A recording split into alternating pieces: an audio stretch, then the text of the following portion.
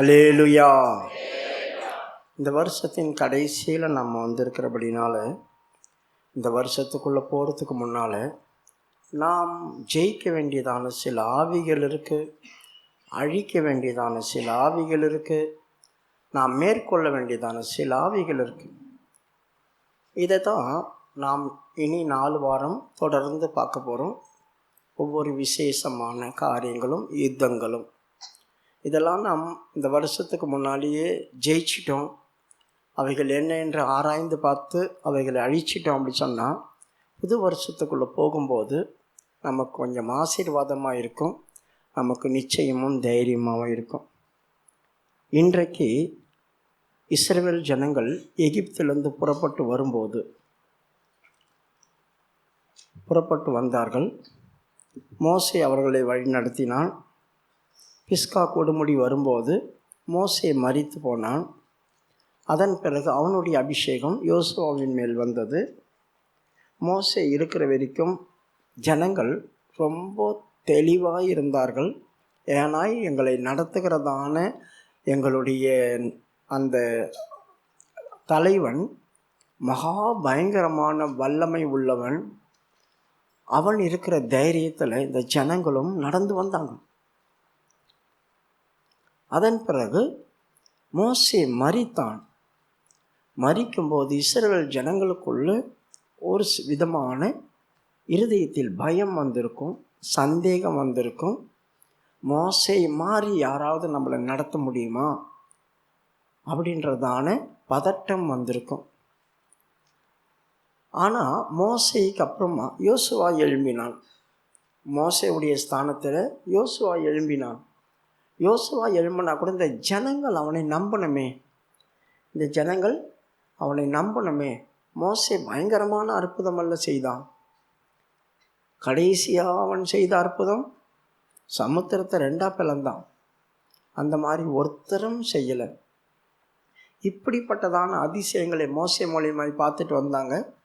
யோசுவா அவன் கீழே ஒரு கையால் போல தான், ஒரு அசிஸ்டண்ட் போல தான் இருந்தான். ஆனால் இப்போது ஆண்டவர் அவனோடு சொல்கிறார், மோசையோடு இருந்தது போல் நான் உன்னோடு இருப்பேன்.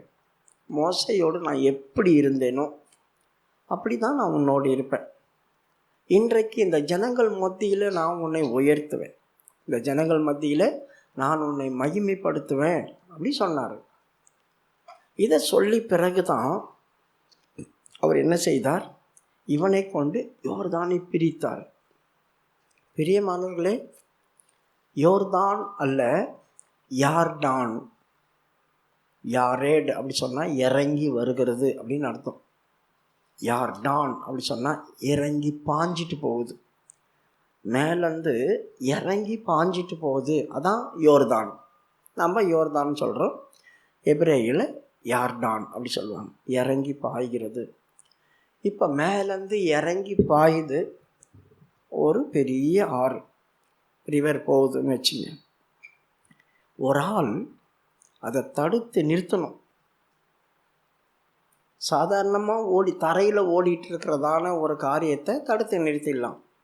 எலியா யோர்தானுக்குள்ளே போய் சால்வையை முறுக்கி ஓங்கி அடித்தான். யோர்தான் 2 பக்கமாக பிரிஞ்சது. ஆனால் யோசுவா பண்ண இடத்துல பண்ணலை. இவர்கள் யோர்தான் நதி பிரிஞ்சது, நடந்து போனாங்க. 2வது முறை எலிசாவும் அதே பண்ணான். எலியாவின் தேவன் எங்கே அடித்தான், பிரிஞ்சது, அவனை வந்துட்டான். ஆனால் யோசுவா இருந்த இடத்துல பிரிஞ்சதே, அந்த நதி சாதாரணமானது அல்ல, இறக்கம். அந்த இறக்கத்தில் இவன் ஆண்டவர் பிரித்து விட்டார் பாருங்க. பிரித்து விடும் போது என்ன தெரியுமா நடந்துச்சு, மேலேருந்து வருகிறதான அந்த தண்ணி ஒரு குவியலை போல நின்றுச்சான். வேகமாக இறங்கி பாஞ்சிட்டு வர தண்ணி அப்படியே ஒரு குவியலை போல நின்றுச்சு. அது இறக்கம், அதான் அது இறங்கி பாயுதுன்னு சொல்கிறாங்க. அப்படி இறங்கி பாயிற தண்ணி இந்த பக்கம் பின்னிட்டு ஓடி போய் ஒரு குவியலாக நின்றுச்சு. இந்த பக்கம் இருக்கிற தண்ணி அங்கே நின்றுச்சா, அது போயிருக்கும். இந்த பக்கம் முழுக்க முழுக்க வெட்டாந்தரையாக தான் இருந்திருக்கும். ஏன்னா அது இறங்கி போயிடுச்சு. கண்ணுக்கு இந்த பக்கம் தண்ணி தெரிஞ்சிருக்காது. அப்போ இவ்வளவு மேலேருந்து இறங்கி விழுகிறதான இந்த தண்ணி மட்டும் ஒரு குவியலான்னு நின்றுச்சு. ஆசாரியர்கள் அந்த கால் வச்சாங்க. யோசுவா சொல்கிறான், அதுக்கு நடுவில் இருந்து 12 கற்களை எடுங்க, அடையாளம், நமக்கு தேவன் செய்ததுக்கு நம் பின்வரும் சந்ததிக்கு அடையாளம் சொன்னாங்க. ஜனங்கள் இப்போ ஓரளவுக்கு யோசுவா மேல் பற்று வந்துச்சு. இவனும் அற்புதம் செய்கிறான், இவனுடைய ஜெபத்துக்கும் பதில் தரார் ஆண்டவர், இவனுடைய ஜெபத்துக்கும் பதில் தரார். ஏன்னா இவன் ஏற்கனவே அவங்ககிட்ட சொல்லியிருந்தான். யோசுவாவுடைய புஸ்தகம் 3வது அதிகாரம் 5வது வசனமா, உங்களை இன்று நீங்கள் சுத்திகரித்து கொள்ளுங்கள், கர்த்தர் நாளைக்கு உங்கள் நடுவிலே அற்புதங்களை செய்வார் அப்படி சொல்லி. யோசுவா ஜனங்களை நோக்கி, வசனமும் அதிகாரமும் சொல்லுங்க. யோசுவா 3ஆம் அதிகாரம் 5வது வசனம். யோசுவா ஜனங்களை நோக்கி, உங்களை பரிசுத்தம் பண்ணி கொள்ளுங்கள், நாளைக்கு கர்த்தர் உங்கள் நடுவிலே அற்புதங்களை செய்வார் என்றார். இந்த யோர்தான் பிரிக்கிறதுக்கு முன்னால ஜனங்கள் கட்டவன் ஏற்கனவே சொல்லி வச்சிருந்தான், உங்களை நீங்கள் பக்தி உள்ளவங்கள மாற்றிங்க, நீங்கள் என்ன சந்தேகப்படுறீங்க, என்ன பரிசுத்தமாக்கி கொள்ளுங்க, உங்களை நீங்கள் பரிசுத்தமாக்கி கொள்ளுங்கன்னா என்ன பரிசுத்தமாக்கி கொள்ளணும்? ஏன்னா அவங்க தேவனை சந்தேகப்படுறாங்க, தேவனுடைய மனுஷனை சந்தேகப்படுறாங்க. மோசேக்கு மேலே அவங்க சந்தேகம் இல்லை, ஏன்னா அவங்க அற்புத அடையாளங்களை பார்த்தவங்க. யோசுவா மேலே சந்தேகம், யோசுவா மேலே சந்தேகம். கர்த்தர் இவனை கொண்டு எதனா செய்வாரா, செய்ய மாட்டாரா? இவன் கூட ஆண்டவர் இருப்பாரா, இருக்க மாட்டாரா? இவன் சொன்னால் நடக்குமா? இவன் அங்கே கொண்டு போய் நம்மளை சேர்ப்பானா, சேர்க்க மாட்டானா? இந்த மாதிரி சந்தேகங்கள் தான் இருந்துச்சு. அதைத்தான் இப்போ அவன் மாற்ற சொல்கிறான்.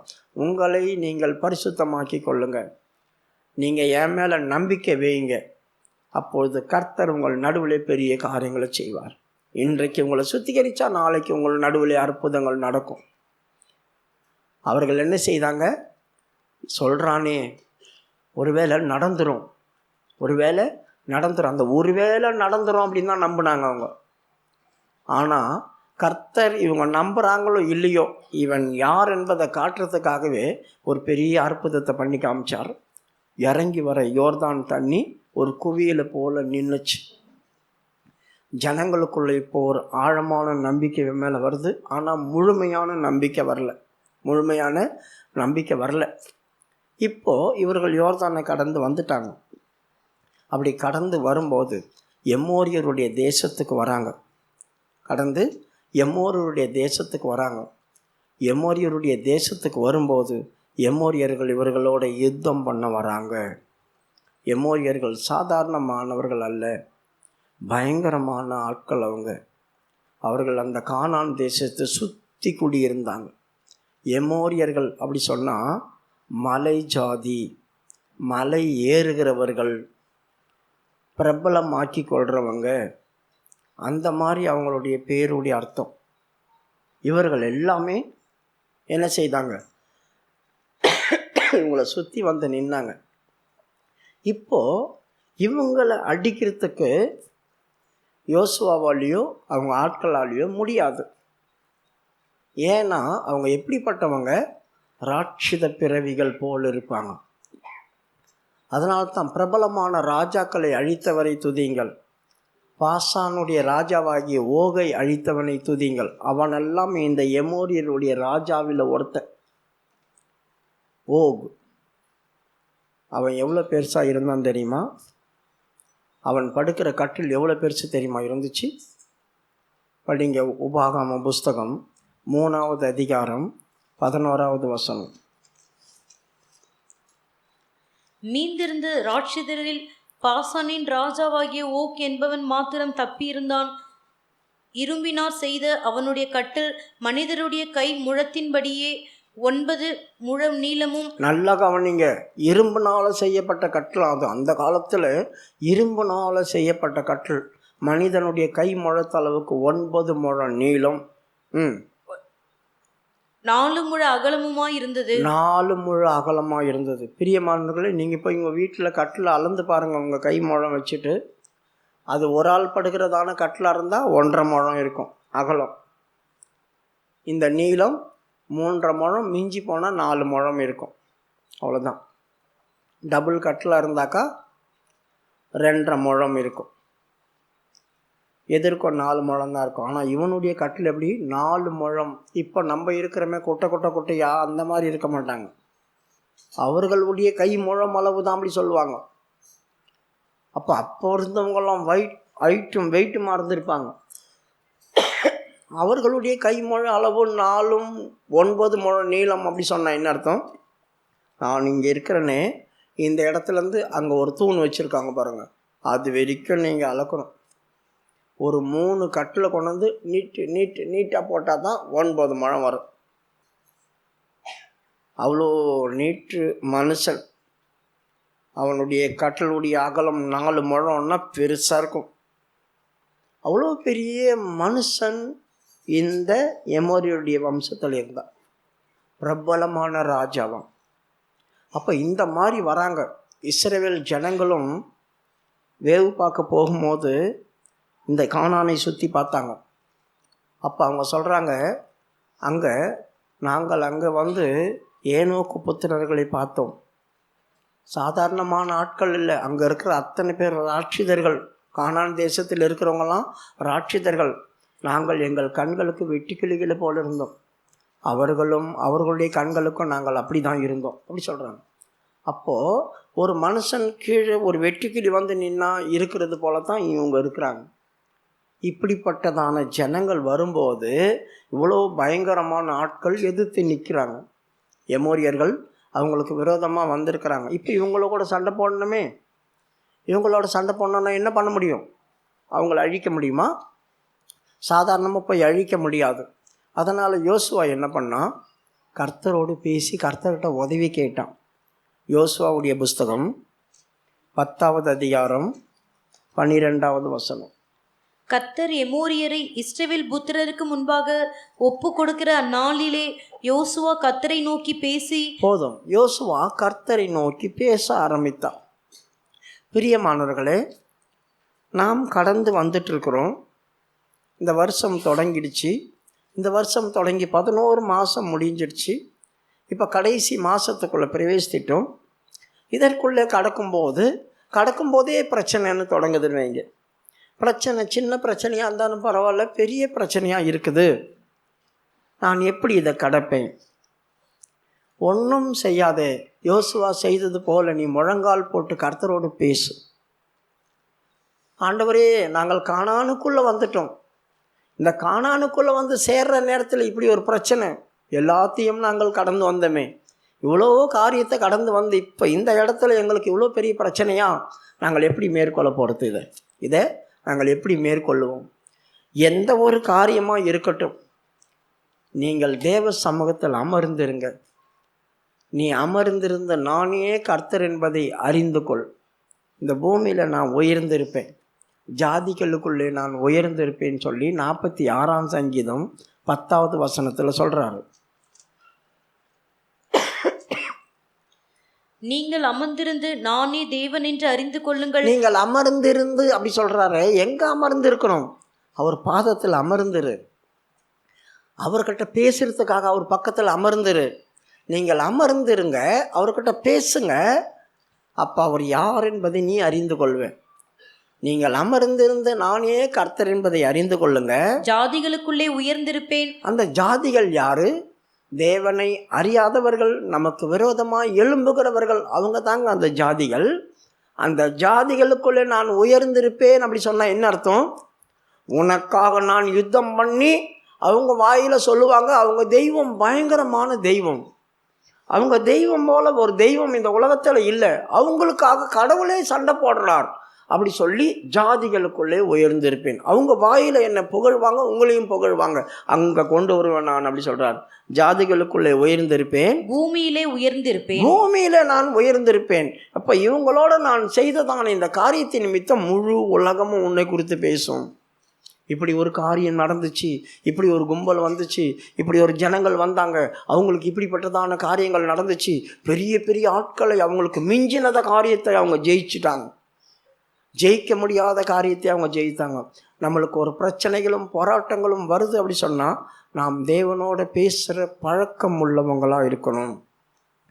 இப்போது இவன் ஒரு ஆண்டவர்கிட்ட பேசி ஒரு காரியத்தை சொல்கிறான். ஆண்டவரே, சண்டைக்கு வந்துட்டாங்க, எந்த நேரம் ஆயிடுச்சு, பொழுது விழிஞ்சு மத்தியானம் வரைக்கும் வந்துடுச்சு, இப்போ தான் சண்டை ஆரம்பிக்குது. இப்போ சண்டை ஆரம்பிக்கும் போது இன்னும் கொஞ்சம் நேரத்துக்குள்ளே சாயந்தரம் வந்துடும். பொழுது போய்டும், சூரியன் அஸ்தமிச்சு போச்சுன்னா சண்டை போட முடியாது. அவங்க போய் உட்காருவாங்க. அவர்களோ ராட்சதர்கள், இவர்களை பாதி பேரை காலி பண்ணிவிடுவாங்க, இவங்கள பாதி பேரை காலி பண்ணிவிடுவாங்க. மறுபடியும் ஒரு இரவு வந்து மறுபடியும் பகல் வந்து அடுத்த நாள் சண்டைக்கு இவங்க யாருமே இருக்க மாட்டாங்க. அந்த மாதிரி ஒரு சூழ்நிலையில் இப்போ இருக்கிறாங்க.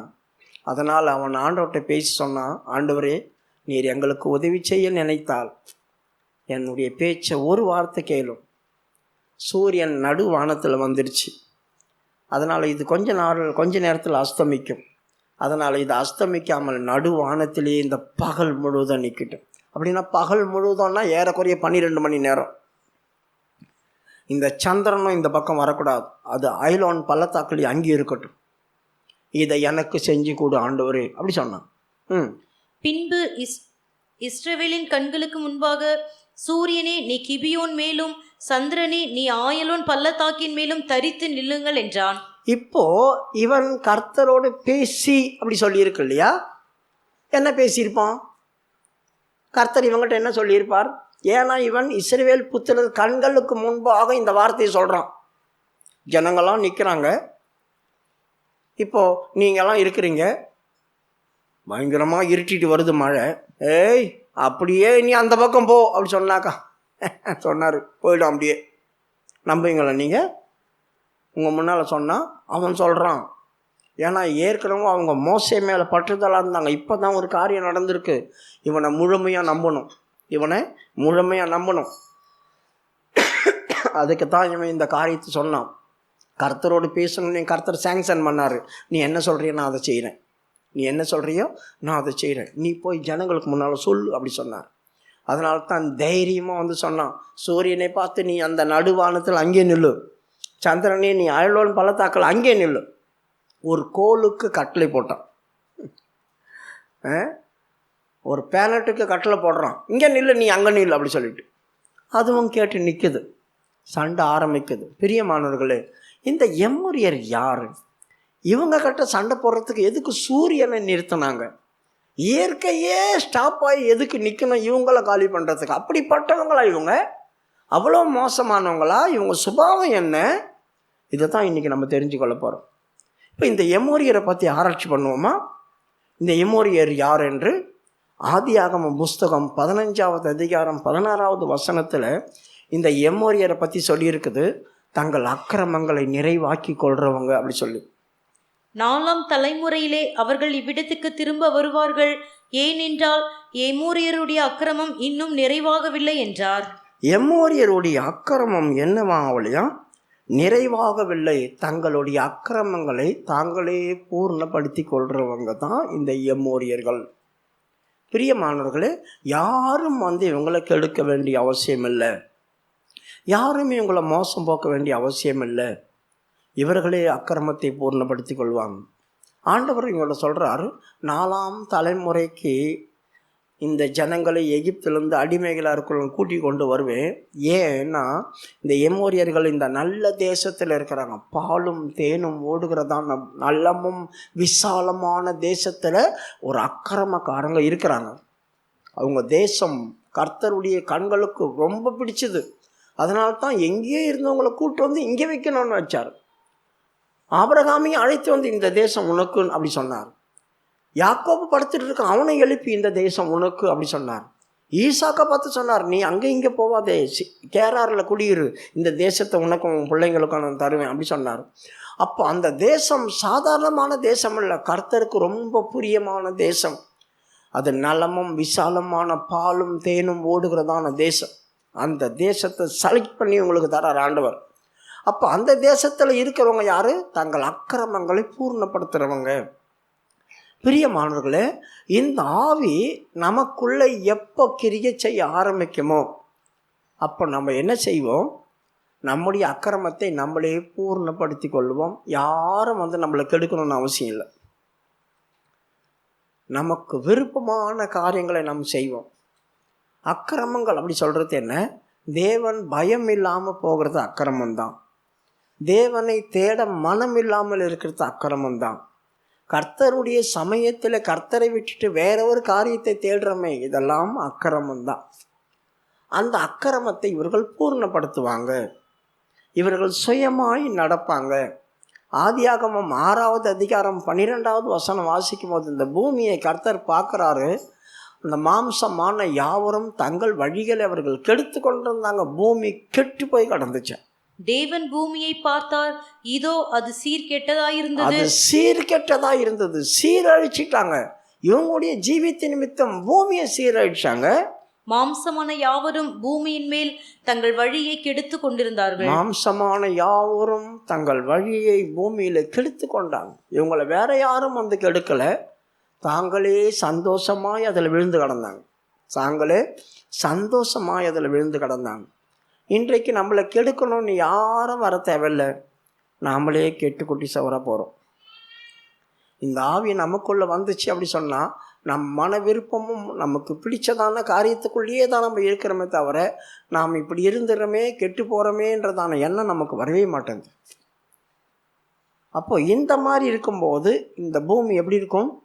நம்ம நிமித்தம் சீர்கெட்டு போயிருக்கும். ஆண்டவர் 3 பேர்கிட்ட சொல்லும்போது பூமியை பற்றி பேசினார். இவர்களை பார்க்கும்போது இவர்கள் நிமித்தம் பூமி சீர்கெட்டிருக்கும். ஆதாமை இருக்கும்போது ஆதாமை பார்த்து சொன்னார், உன் நிமித்தம் பூமி சபிக்கப்பட்டதாய் போகும். அவன் ஒரு ஆளால் பூமியே சபிக்கப்பட்டு போச்சு.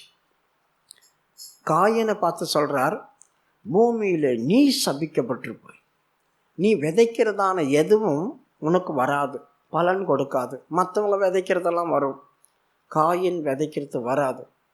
அப்போ இந்த பூமியில் மாறி மாறி வித்தியாசமான சாபத்தை வாங்கினவங்க இருக்காங்க. அதில் இவங்க பூமியை கெடுத்து போட்டாங்க.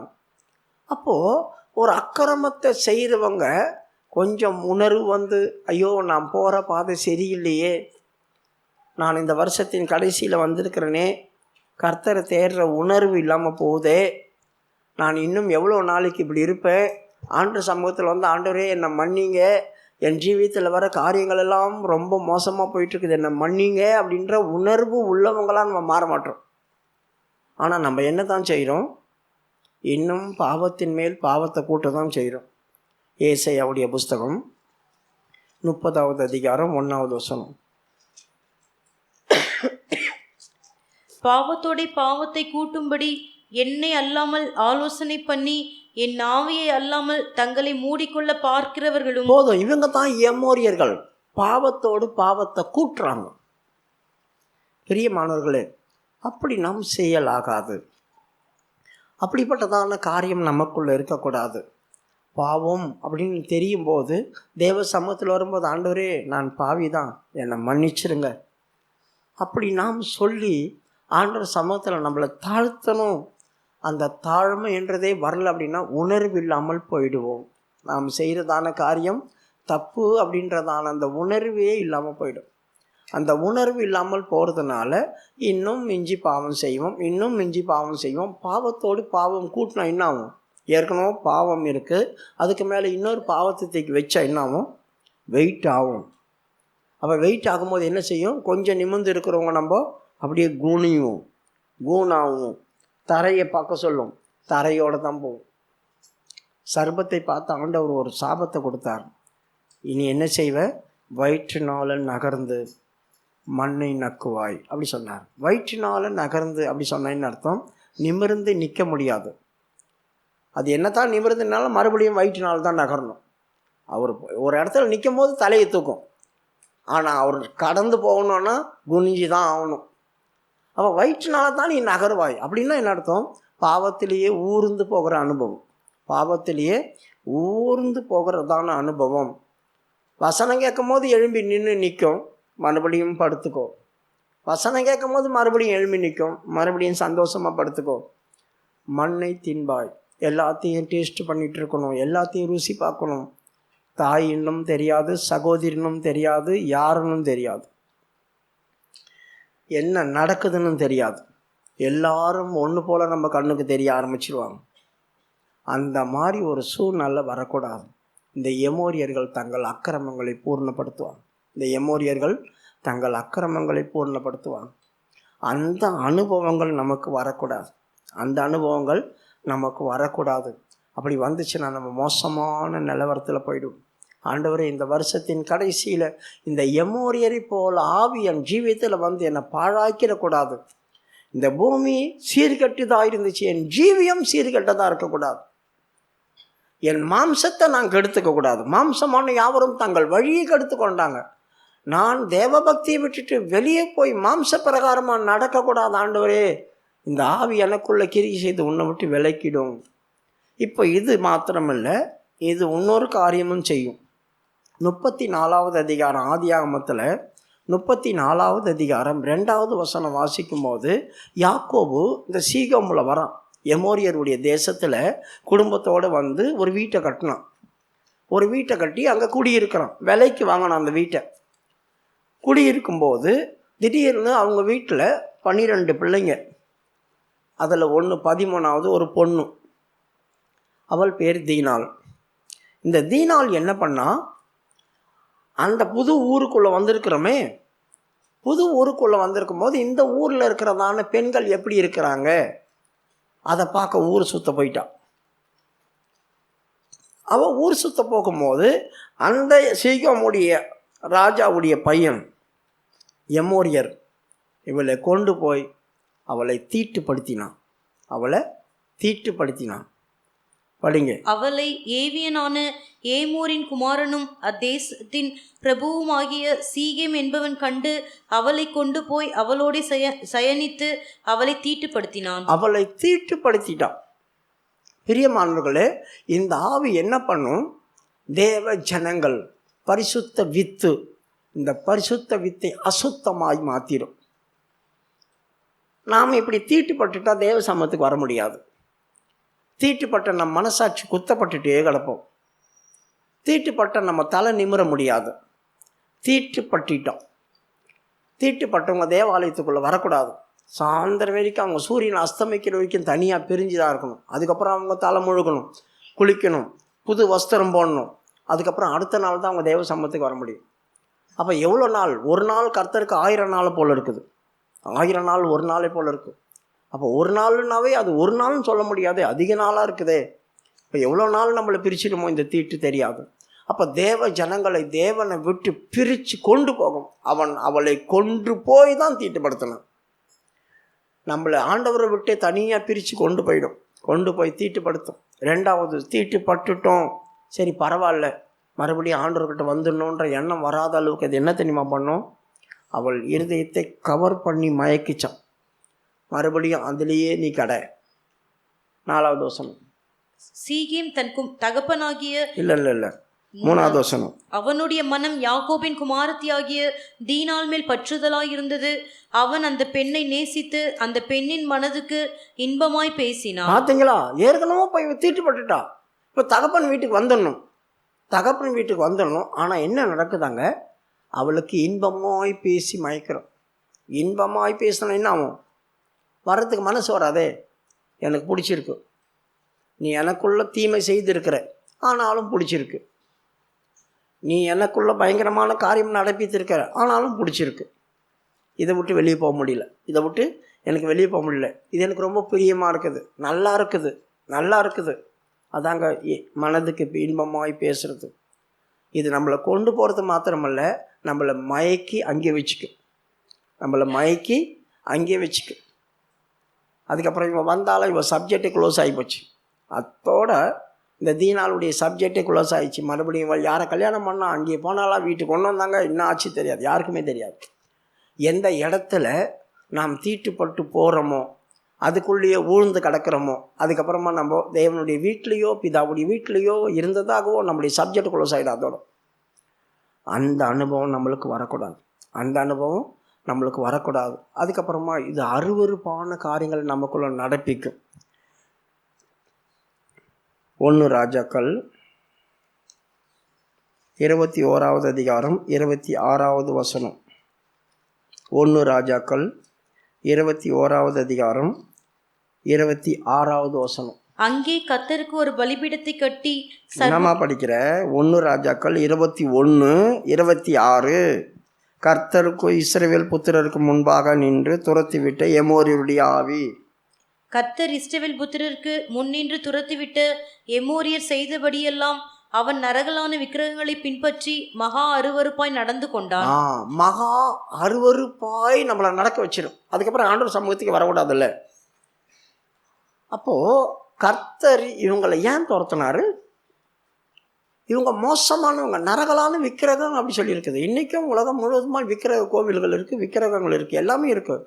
இப்போ இவர்கள் பயபக்தியாய் ஆராதிக்கிறது போல பழைய காலத்தில் ஆராதிக்க மாட்டாங்க. அவங்களுடைய ஆராதனை ரொம்ப வித்தியாசமாக இருக்கும். அது அருவருப்பான காரியம். உங்களுக்கு நான் அமெரிக்கனை பற்றி எடுப்பேன் இந்த வாரத்துக்குள்ளே, அடுத்த வாரத்தில், இந்த 4 வாரத்துக்குள்ளேயோ. அப்போது அமெரிக்கர் விக்கிரக ஆராதனை எப்படி பண்ணுவாங்கன்னு நான் உங்களுக்கு சொல்லித்தரேன். அதை தான் எல்லா ஜாதிகளும் அந்த நாட்களில் பண்ணிகிட்டு இருந்துச்சு. அது மகா மோசமானது. அப்போ அவர்களுடைய விக்கிரக ஆராதனையே வித்தியாசமாக இருக்கும். அதனால தான் ஆண்டவர் இவ்வளோ மோசமாக பண்ணுறீங்களா நீங்கள் அப்படி சொல்லிட்டு தான் அவங்கள துரத்தினார் அந்த இடத்த விட்டு. நல்ல தேசத்தை விட்டு அவங்க வெளியே போனாங்க. இப்போது தனக்கு பிரியமானவங்களை கொண்டு வந்து அங்கே வச்சுருக்கார் ஆண்டவர். தனக்கு பிரியமானவங்களை கொண்டு வந்து வச்சாக்கா அவங்க என்ன பண்ணாங்களோ அந்த ஆவி இவன் பிடிச்சின்னு வந்துட்டான். எப்படி இந்த ஆவி உள்ளே வந்துச்சு? துரத்தி விட்ட ஆவி எப்படி மறுபடியும் உள்ளே வந்துச்சு? காரணம் என்ன? இவன் இஸ்ரவேலின் ராஜா ஆகாப்பு. இஸ்ரவேலை கல்யாணம் பண்ணாமல் ஏதோம் தேசத்தில் போய் ஏர்பகாலுடைய மகளை கல்யாணம் பண்ணிட்டு வந்துட்டான். பகால் சூரிய கடவுளினுடைய தலைவன் ஏர்பகால். அவனுடைய பொண்ணை கல்யாணம் பண்ணுறான் எசபேல். உங்களுக்கு எசபேலை பற்றி கொஞ்சம் மாதத்துக்கு முன்னே எடுத்தேன். எசபேல் உள்ளே வரான். எசபேல் உள்ளே வரும்போது அவள் தனியாக வரல, அவங்க தெய்வத்தோடு தான் உள்ளே வந்தான். கூட கொஞ்சம் பேர் வந்தாங்க, பூசாரிகள் 400 பேர். அவள் தனியாக வரல, அவங்க தெய்வம் 400 பூசாரிகள் வந்தாங்க. எங்கே வந்து அரண்மனைக்குள்ளே வந்து விக்கிரக ஆராதனை தொடங்குறான். இது எந்த மாதிரி அரண்மனை? இஸ்ரவேலில் வடக்கு கோத்திரம் ஒன்று இருக்குது, தெற்கு கோத்திரம் இருக்குது. வடக்கு கோத்திரம் வந்து மேலே 10 கோத்திரம், இது ஃபுல்லாக வடக்கு கோத்திரம், இது தான் தெற்கு கோத்திரம். கீழே யூதா கோத்திரம். மேலே தான் 10 கோத்திரம் இருந்துச்சு. இவன் ஏதோம்லேருந்து இங்கே மோவாப் தேசத்தில் அப்படி வர ஏதோம்லேருந்து கல்யாணம் பண்ணிட்டு வந்துட்டான். வரும்போதே ஆளுங்களை கூப்பிட்டு வந்தான். அரண்மனை தான் இருக்கிற ராஜா தான் முழு ஜனங்களையும் நடத்தணும். 10 கோத்திரத்தையும். தலை கெட்டு போச்சு, உடம்பு முழுதும் கெட்டு போயிடும். தலை கெட்டு போனால் என்னாமோ உடம்பு முழுவதும் கெட்டு போயிடும். இப்போ இவன் கொண்டு வந்து அரண்மனைக்குள்ளே பூஜையை போட்டுட்டான். அரண்மனைக்குள்ளே இவன் கொண்டு வந்தவனே அவன் தூண்டி விட்டான். தூண்டி விட்ட பண்ணலாம் ஆகாப் தலையாட்டினான். இந்த ஆவி உள்ளே வந்துச்சுன்னா நம்மளை தூண்டி விட்டு அது வசப்படுத்திடும். இப்போ 25வது வசனம் படிங்க. தன் மனைவியாகிய எசேபேல் தூண்டி விட்டபடியே கர்த்தரின் பார்வைக்கு பொல்லாப்பானதை செய்ய தன்னை விற்று போட்ட ஆகாப்பை போல பார்த்தீங்களா? தன்னை விற்று போட்ட ஆகாப்பை போல ஒருவனும் இல்லாமல் போயிட்டோம். ஆண்டவர் சொல்றாரு, முன்ன மாதிரி ஒரு மனுஷன் நான் பார்த்ததே இல்லடா அப்படி சொல்றாரு. அதுதான் படிமா அந்த வசனம் மறுபடியும் படி. தன் மனைவியாகிய எசேபேல் தூண்டிவிட்டபடியே கர்த்தரின் பார்வைக்கு பொல்லாப்பானதை செய்ய தன்னை விற்று போட்ட ஆகாப்பை போல ஒருவனும் இல்லை. ஆண்டவர் இங்க எப்படி எழுதியிருக்கு பார்த்தீங்களா? தன்னை விற்று போட்ட அவனை போல ஒருவனும் இல்லை. நான் மகள்கிட்ட ஆண்டவர் சொல்லும்போது எப்படி சொல்லியிருப்பாரு? டேய் போயும் எங்கேருந்தோ கல்யாணம் பண்ணிட்டு வந்தால் பரவாயில்ல, அவனுடைய பேச்சை கேட்டு அவள் விக்கிரகாரதெல்லாம் பண்ணி அவள் தூண்டி விடுற மாதிரிலாம் நடத்தி உன்னை வித்துட்டு அவளுக்கு உன்ன மாதிரி ஒரு மனுஷனை நான் பார்த்ததே இல்லை அப்படி சொல்கிறார். அதான் அவனை போல ஒருவனும் இல்லை, உன்ன மாதிரி ஒரு மனுஷனை நான் பார்த்ததில்லை. இஸ்ரவேலில் எத்தனை ராஜாக்கள் எழும்பினாங்க, இவர் 7வது ராஜா. எவ்வளோ பேர் எழும்பினாங்க, ஆனால் இப்படி ஒரு ராஜாவை நான் பார்க்கலடா. உன்னால் தேசம் கெட்டு போச்சு உன்னால். அப்போது இஸ்ரவேலுக்குள்ள தலைவர் வீட்டிலேயே விக்கிரக ஆராதனை இருக்குது. அப்போது ஜனங்கள் என்ன பண்ணியிருப்பாங்க? ராஜாவே கும்பிட்றான், நம்ம கும்பிட்டா என்ன அப்படி சொல்லி எல்லாரும் சேர்ந்து வேலை செய்ய ஆரம்பித்தான். யோசித்து பாருங்கள் எப்படி இருக்கும். அந்த தேசம் முழுதும் கெட்டு போச்சு. அந்த தேசம் முழுதும் கெட்டு போச்சு. ஆண்டவருக்கு வைத்தறிச்சலாக இருக்குது. இப்போ நானும் ஒரு ஆவியை இங்கே இருக்கக்கூடாதுன்னு துரத்தி விட்டேன், அவங்கள விட மோசமான இடத்துக்குள்ளே இவனுங்க வந்துட்டானுங்களே. இப்போ படிங்க 26. கர்த்தர் இஸ்ரவேல் புத்திரருக்கு முன்னின்று துரத்திவிட்ட எமோரியர் செய்தபடியெல்லாம் அவன் நரகலான விக்கிரகங்களை பின்பற்றி மகா அருவருப்பாய் நடந்து கொண்டான். நல்ல கவனிங்க, அவங்க பண்ணதை விட இங்க மோசமா பண்றாங்க. எமோரியருடைய வல்லமை பண்ணதை விட இது உள்ள பூந்து இவங்களை நாசம் பண்ணிடுச்சு. அதனால தான் ஆண்ட சொல்கிறேன், மகா அருவருப்பு. அவன் அருவருப்பாக பண்ணான், இவன் மகா அருவருப்புக்குள்ளே போயிட்டான்.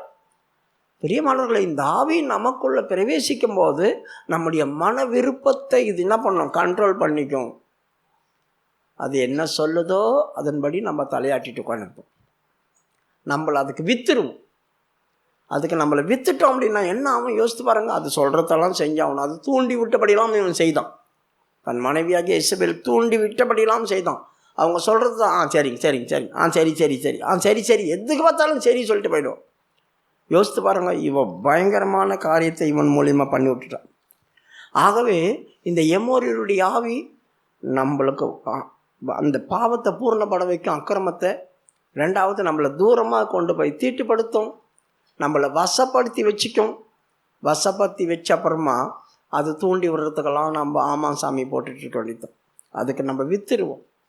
மகா அருவருப்பாய் கர்த்தருக்கு முன்பாக நம்ம மாறுவோம். கர்த்தர் ஒன்றுமே செய்ய முடியாத நிர்பந்தமான இடத்துல நான் கொண்டு போய் வச்சிருவோம் அவரை. அந்த மாதிரி தான் நம்ம செய்வோம். அவர் நமக்காக எவ்வளோ செய்ய ஆசையாக இருப்பார். ஆனால் அவர் செய்ய விடாத அளவுக்கு அவரை நானே முடக்கி கொண்டு போய் வச்சிருவோம். அதனால தான் ஆண்டவர் சொல்கிறார், என் கரம் கிரியை செய்யாதபடி முடங்கி கிடக்குதோ, என் செவி கேட்காதபடி மந்தமாக இருக்குதோ. அப்படியெல்லாம் இல்லையே. ஏன் அந்த வார்த்தை வந்துச்சு? என் கிரிகையின் கரத்தை குறித்து நீ கட்டளையிட்டியா? ஒரு நாளாவது எனக்காக ஜெபம் பண்ணியா? நீ என்னை நோக்கி நீ ஜெபம் பண்ணியா? பண்ணவே இல்லையே. பண்ணி தான் நான் பண்ணியிருப்பேனே. நீ தான் என்னை மறந்துட்டியே, எனக்கு முதுக காட்டியே, நீ தூரமாக போயிட்டியே. ஜெபம் பண்ணதான் என் காதில் கேட்குமே. நீ என்ன சொல்கிறிய எனக்கு கேட்குமே. நீ தான் ஜபமே பண்ணுறது இல்லையே. ஜபமே இல்லைன்னா எப்படி எனக்கு கேட்கும்? அதுக்கு தான் சொல்கிறார், கிரிகை செய்யாதபடி என் கை குறுகி போகவில்லை, கேளாதபடி என் காது மந்தமாக ஆகல. நான் கரெக்டாக தான் இருக்கிறேன். நீ தான் கூப்பிடலை, நீ தான் ஜபிக்கலை, நீ தான் என் கிரியை குறித்து கட்டளை கொடுக்கலை. எனக்கு சொல்லி போற நான் செய்கிறேன். இந்த ஒரு சூழ்நிலையில் இருக்கும்போது எப்படி தேவனை நோக்கி ஜபிக்க சொல்லும்? நான் தான் அங்கே அகப்பட்டு என்னை வித்து போட்டுட்டேனே. அப்போ எப்படி இருக்கும்?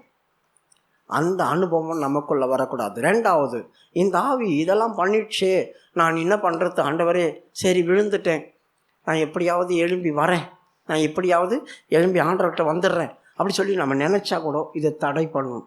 ஆவிக்குரிய ஜீவித்தில் நம்மளை முன்னேறி போகக்கூடாது. என்னாகாம புஸ்தகம் 21வது அதிகாரம் 23வது வசனம். என்னாகாம புஸ்தகம் 21வது அதிகாரம் 23வது வசனம். சீகோன் தன் எல்லை வழியாய் கடந்து போக இஸ்ரவேலுக்கு உத்தரவு கொடாமல் தன் ஜனங்கள் எல்லாரையும் கூட்டிக் கொண்டு இஸ்ரவேலுக்கு விரோதமாக வனாந்தரத்திலே புறப்பட்டு. இந்த ஆவி என்ன பண்ணும்? தன் எல்லை வழியாக அவங்க போனால் கானானுக்குள்ளே பிரவேசிப்பாங்க. தன் எல்லை வழியாக தான் அவங்க உள்ளே போகணும். இவங்க அந்த எல்லையிலேருந்து சுற்றி ரவுண்டாக இருக்காங்க. 5 ராஜாக்கள் எமோரியர்களுக்கு. இவங்க 5 ராஜாக்கள் 5 நாட்டை பிடிச்சி வச்சுருக்கானுங்க. இப்போ இந்த வழியாக போகணும். அவன் என்ன சொல்கிறான்? என் வழியாக ஒன்று விட மாட்டேன், தடை பண்ணான். ஆவிக்குரிய ஜீவியத்தில் நம்ம முன்னேறி போக விடாதபடி தடை பண்ணிடும் நம்மளை. இப்படி தடை பண்ணால் நீ எங்கே அடுத்த ஸ்டெப் எடுத்து வைக்க முடியும்? பிரியமானவர்களே, சத்தியத்தை கேட்க விடாமல் தடை பண்ணும். தேவ சமூகத்தை அனுபவிக்க விடாமல் தடை பண்ணும். 1 தெசலோனிக்கர் புஸ்தகம் 2வது அதிகாரம் 16வது வசனத்தை வாசிங்க. 1 தெசலோனிக்கருடைய புஸ்தகம் 2வது அதிகாரம் 16வது வசனம். புறஜாதியார் ரட்சிக்கப்படுவதற்கு நாங்கள் அவர்களோடு பேசாதபடிக்கு தடை பண்ணுகிறார்கள். நல்ல கவனிங்க, ரட்சிக்கப்படாதபடிக்கு தடை பண்ணும். தேவனுடைய வார்த்தையை கேட்க விடாதபடிக்கு தடை பண்ணும். இதனால் அவங்களுக்கு என்ன நடக்குது? அவங்களுடைய அக்கிரமத்தை அவங்க பூர்ணப்படுத்துகிறாங்க. கோவாக்கினி அவங்க மேலே கூச்சி கொள்றாங்க. இவ்விதமாய் இக்காலத்திலும் தங்கள் பாவங்களை நிறைவாக்குகிறார்கள். பார்த்தீங்களா? ஆண்டவர் எமோரியருக்கு எப்படி சொன்னார் அதே இங்கே இருக்கு பாருங்க. அவர்கள் தங்கள் அக்கிரமங்களை பூர்ணப்படுத்துகிறாங்க. இன்னும் அவங்க நிறைவாகவில்லை, ஆனால் இவங்க நிறைவாக்கி கொள்கிறாங்க. என்றைக்கு தேவ சமூகத்தை நம்ம தடை பண்ணுறோமோ, என்றைக்கே கர்த்தருடைய வார்த்தை நம்மக்கிட்ட கேளாமல் போகுதோ, நம்ம நினைப்போம் எனக்கு முடியல அதனால் வீட்டில் கிடக்கிறேன், எனக்கு வர முடியல அதனால் வீட்டில் கிடக்கிறேன். நம்ம சோம்பேறியாக இருந்தாலும் வீட்டில் உட்காந்துருவோம். கொஞ்சம் நம்மளுக்கு உடம்பு முடியலாம் படுத்துக்குவோம். உடனே நீ நினச்சிக்கோ, எம்மோரியருடைய ஆவி இந்த நாளிலே கர்த்தருடைய வார்த்தையை கேளாதபடி உன் செவியை அடைச்சி விட்டுச்சு. நைட்டெல்லாம் போகணும் கூட்டத்துக்கு எப்படியாவது போயிடணும்னு நினச்சிட்டு இருப்போம். காலையில் வெடியும் போது போகிறதுக்கு முடியாது. சரி நீங்கள் போங்க, அடுத்த வாரம் பார்த்துக்கலாம், நீங்கள் போங்க. எம்மோரியருடைய ஆவி மறந்துடாத. எம்மோரியருடைய ஆவி இன்றைக்கு உன் வாழ்க்கையில் என்ன நீ கர்த்தருடைய வார்த்தையை கேட்கணும், அதை கேட்க விடாம ஆக்கி விட்டுச்சு. பேச விடாதபடி தடை பண்ணுது. ரெண்டாவது, தேவ சமூகத்தை அது தடை பண்ணும். 18வது வசனத்தில் சொல்லியிருக்கிறான், பவுல் சொல்கிறான், நான் 2 தரம் மனதாக இருந்தேன். இப்போ நம்மளுக்கு மனசு வரும், சரி இன்றைக்கி எப்படியாவது போயிடலாம். கடைசியில் பார்த்தா சாத்தான் தடை பண்ணுவான். 18, ஆகையால் நாங்கள் உங்களிடத்தில் வர 2 தரம் மனதாயிருந்தோம், பவுலாகிய நானே வர மனதாயிருந்தேன், சாத்தானோ எங்களை தடை பண்ணினான். வல்லமையான ஊழியக்காரன் பயங்கரமான நிருபங்களை எழுதுகிறான், பயங்கர வெளிப்படுத்தல் வருது, 1ஆம் வானம் 2ஆம் வானம் 3ஆம் வானம் வரைக்கும் போகிறான், தூதர்களின் பாஷைகளை பேசுகிறான். அவனுக்கு வெளிப்படுத்துறதான காரியத்தை கேட்டு பேதுருவே அசந்து போய் நிற்கிறான். அரிதான காரியங்களை பேசுகிறான். நான் இயேசு கூடயே இருந்தேன், அவர் பக்கத்திலே இருந்து எல்லாத்தையும் சாப்பிட்டோம், அவர் செய்த அற்புதமெல்லாம் எங்களுக்கு தெரியும், ஆனால் எனக்கு தெரியாத விஷயத்தை இவன் சொல்கிறான். ஆச்சரியமாக இருக்குது, பிரமிப்பாக இருக்குது. அவ்வளோ பயங்கரமான ஆள். ஆனால் அவன் கூட சில இடங்களுக்கு போகும்போது தடையாக இருக்கு. அவர்கள் இருந்த நாட்களில் தடை எப்படி வரும் தெரியுமா? மழை வரும், தடையாகும். அதனால தான் மாரி காலமாக இருக்கிறபடினால் நான் உங்களுக்கு பார்த்து வருவேன். இப்பொழுது மாரி காலமாக இருக்குது, மழை காலமாக இருக்குது, அதனால் இன்றைக்கு வர முடியாது. ஏன்னா கப்பல் போக முடியாது. கப்பலில் நிறைய இவங்க சேதமாகி அடிபட்டிருக்காங்க. கப்பலில் போகணும். மழை காலத்தில் கப்பலில் போக மாட்டாங்க, காற்று வீசும், அதனால் தடை. அப்போது சில இடங்களில் போகணும் அப்படி சொன்னாக்கா அவங்க இப்போ இருக்கிற மாதிரி பஸ்ஸு ட்ரெயின்லாம் கிடையாது. என்ன போவாங்க? மாட்டு வண்டியில் போவாங்க, இல்லை கழுத மலை போவாங்க. குதிரை வண்டியில் போகிறவங்க, வேகமாக போகிறவங்க தான் குதிரை வண்டியில் போவாங்க. அப்போது பிரயாணம் பண்ணுறவங்க குதிரையில் போக மாட்டாங்க, கழுத மேலே தான் போவாங்க. அது ரொம்ப தூரமாக இருந்தால் கப்பலில் தான் போய் ஆகணும். அப்போ இவன் 2 தரம் மனதாக இருந்தேன்னு சொல்கிறானே. அப்போது மழை காலம் கிடையாது, அனுகூலமான காலம்தான், போகலாம், எந்த தடையும் கிடையாது. ஆனால் போக முடியல. என்னதான் எனக்கு நடக்குது? சாத்தான் தடை பண்ணுறான். அதுதான் அப்படி நிருபம் எழுதுகிறான், நான் 2 தரம் உங்கள்கிட்ட வர்றதுக்கு மனதாக இருந்தேன், நானே வர மனதாக இருந்தேன், சாத்தானோ என்னை தடை பண்ணினான். எம்மோரியருடைய ஆவி தேவ சமூகத்துக்குள்ளே உன்னை போக விடாமல், மற்றவங்களுக்கு ஏதாவது நன்மை செய்ய விடாமல் தடை பண்ணி விட்டுரும். அந்த தடையை உடைக்கணும். ஆண்டவரே, இந்த வருஷத்தின் கடைசியில், இந்த வருஷம் முழுவதும் எத்தனையோ தடைகள் வந்துச்சு, ஆனால் இனிமே எனக்கு வரக்கூடாது. இந்த 4 வாரமும் எனக்கு தடையெல்லாம் இல்லாமல் நான் சரியாய் போய் உங்களுடைய சமூகத்தை அனுபவித்து புது வருஷத்துக்குள்ளே நான் போகணும். அப்படி தான் உங்கள் எண்ணம் இருக்கணும். ஒவ்வொரு நாளும் எந்த காரணத்தை கொண்டும் தடை வரக்கூடாது. நீங்கள் எங்கெல்லாம் போகணும்னு மனதாக இருக்கிறீங்களோ தடைகள் இல்லாமல் போகணும். அதான், நானே 2 தரம் வர மனதாக இருந்தேன், சாத்தான் என்னை தடை பண்ணினான். 2 தரம். அப்போ கர்த்தர் என்ன செய்யணும்? நம்மளுக்கு தடைகளை நீக்கணும். தடைகளை நீக்கினாக்கா நாம் எங்கே போகணும்னு நினைக்கிறோமோ நம்முடைய மனதின்படி, மன விருப்பத்தின்படி போவோம். கர்த்தர் தடைகளை நீக்குவார். தடைகளை நீக்கிறவர் உனக்கு முன்பாக கடந்து போகிறார். அதனால தான் இவன் கர்த்தரோடு பேசணும். ஆண்டவரே, இவர்கள் எங்களுக்கு தடையாக இருக்கிறாங்க, இந்த தடைகளை நீக்குங்க ஆண்டவரே. அப்போ நாங்கள் இந்த கானானுக்குள்ளே பிரவேசித்து முன்னேறி கடந்து போவோம். அப்போ ஆவிக்குரிய ஜீவியத்தில் நாம் முன்னேறாதபடி இந்த ஆவிகள் தடை பண்ணும். தான் எம்மோரியருடைய ஆவி. அடுத்தது இது என்ன பண்ணும் அப்படி சொன்னாக்கா, யுத்தம் பண்ணி வந்து நம்மளுடைய காரியங்கள் எல்லாம் பிடிச்சி நன்மையானவைகளை கையிலேருந்து பறித்து எடுத்துக்கும். 26வது வசனம், என்னாகாம 21-26. எஸ்போனானது எமோரியரின் ராஜாவாகிய சீகோனின் பட்டணமாயிருந்தது. அவன் மோவாபியரின் முந்தின ராஜாவுக்கு விரோதமாக யுத்தம் பண்ணி அர்னோன் வரைக்கும் இருந்த அவன் தேசத்தை எல்லாம் அவன் கையிலிருந்து பறித்து கொண்டான். நம்முடைய இந்த ஆவி ஒரு குடும்பத்துக்குள்ளேயோ, ஒரு வீட்டுக்குள்ளேயோ, ஒரு நபருக்குள்ளேயோ பிரவேசிக்குது அப்படி சொன்னாக்கா நமக்கு எவ்வளவோ நன்மையானவைகள் இருக்கும். இது உள்ளே வரும்போது அதெல்லாம் பறித்து கொள்ளும். எத்தனையோ பேர் சொல்லுவாங்க, நாங்கள் இப்படி இருந்தோம், நாங்கள் அப்படி இருந்தோம், நாங்கள் இவ்வளோ சந்தோஷமாக அதை வச்சுருந்தோம், நாங்கள் இவ்வளோ சந்தோஷமாக இது இருந்துச்சு எங்கிட்ட. இப்போது எங்கள் கையை விட்டு போயிடுச்சு, எங்கள் கையை விட்டு போயிடுச்சு, இனி அது வராது. நம் கையிலிருந்து பறித்து கொள்ளுது. இந்த ஆவி எத்தனையோ நன்மையானவைகளை நம்ம கையை விட்டு பறிச்சுக்கிச்சு. மிகுந்த சந்தோஷத்தை கர்த்தர் எனக்கு தந்திருந்தார். ஆனந்த களிப்போடு அவர்கள் என் சமூகத்துக்கு கடந்து வருவார்கள்.